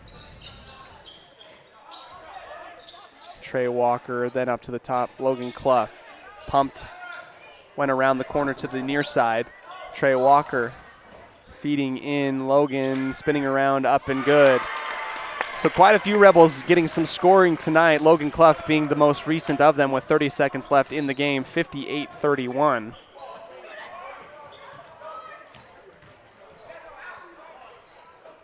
Stolen by Drake Weston there on the right side. Weston's going to go all the way with a head of steam. Up, no good.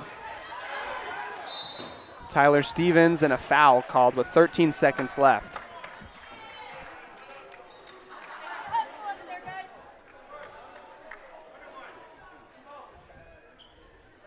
One and one coming up in the bonus.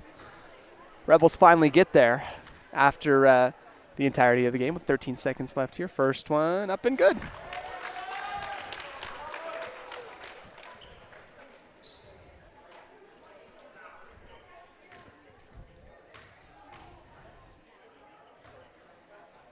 Second one, good for Tyler Stevens. hitting that 60 mark. Okino will go ahead, take it across the timeline. They'll have their last shot here. Off the iron, no good. Bucket comes down with the final rebound. That's the end of the game. Your final, Rich 60, ICS 31. After getting out of that slump post-holiday break, we'll come back to you with a couple statistics here for our post-game show on a Bear Lake Community Health Center presentation of Rich Rebel Sports, 98.3 The Wildlife. Hello, this is Dr. McKay Frankham. Something I've really enjoyed as a dentist over the past 20 years are the lasting friendships that I've formed with many of my patients. My staff is really great, and we try hard to make sure that every patient feels a warm welcome. It doesn't matter if it's your first visit or if you've been with us for years. Every patient is welcome and always appreciated. Our goal is to provide the best dental care possible at reasonable rates. Please call us today to schedule your appointment at 307-789-8910. Go Red Devils! Wyoming is unique. When it comes to high school sports, we might travel 6 hours to a game, but when we get there, we know the other team, their parents, and the coaches. Wyoming is like one small town with really long streets. When your travels take you to Evanston, always stay with your friends at the Best Western Dunmar Inn. Clean, comfortable rooms, a restaurant serving healthy, delicious food, and breakfast is always included. If you're bringing the team or following the team, stay with us every time you're in Evanston. The Best Western Dunmar Inn. Back here into our post-game coverage. Our post-game today. First up, our Jimmy John's Freaky Fast recap. That's Jimmy John's in Evanston, 113 Front Street, where fresh and fast meet every day.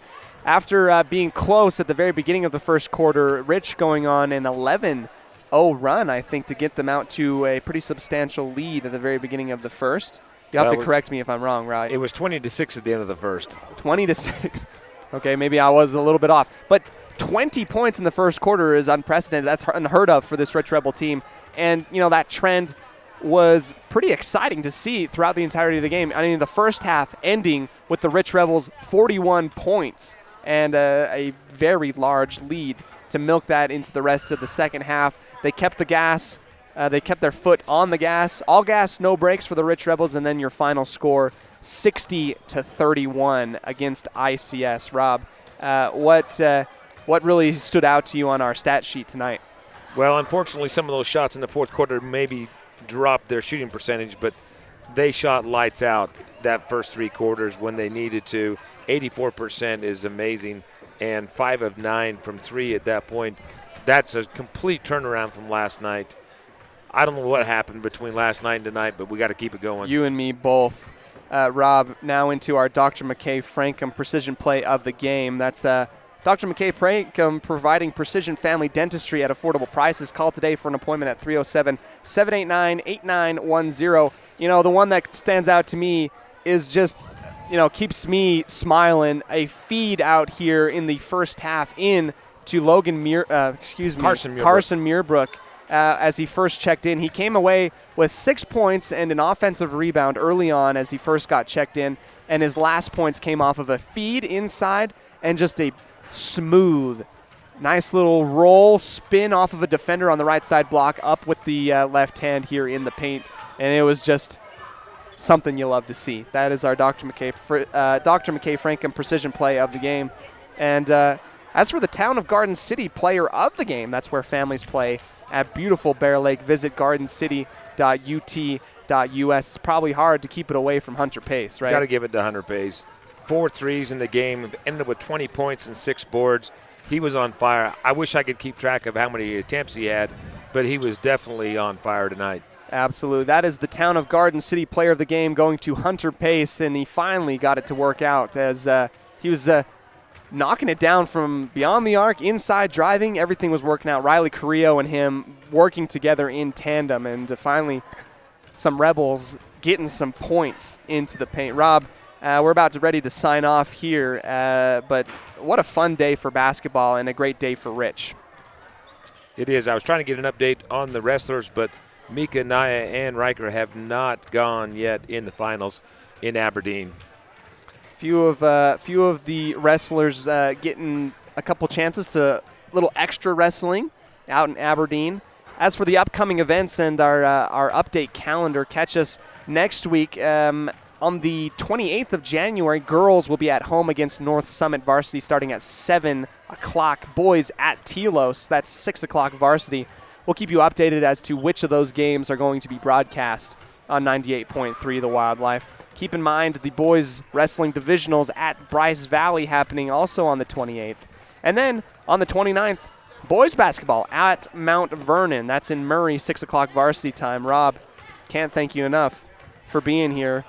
Good luck to the Rebels tonight. They found it, and nice little sweep happening here, boys and girls. Thank you so much to ICS also for coming out, bringing a great fan base, and being so kind as to let us broadcast to you if you're listening us over the airwaves and if you're here in the gymnasium. It was just a great atmosphere today, Rob.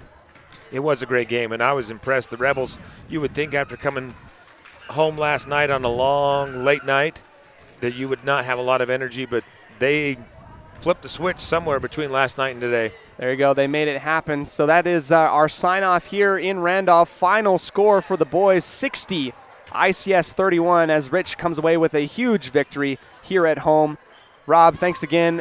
Cody Olsen, Rob Leifson, Colton Bagley back in the studio, signing off here for mylocalradio.com as the Rich Rebels come away with a giant victory. Thanks again so much. And as always, go Pack, go. No, go Rebels. That's what it is. The proceeding has been a wholly owned production of mylocalradio.com and Cook Brothers Broadcasting, no portion of which may be used or rebroadcast without the express written consent of Old West Media Incorporated. Thank you for joining us on this Bear Lake Community Health Center presentation of Rich Rebel Sports on mylocalradio.com. Until next time, go Rebels!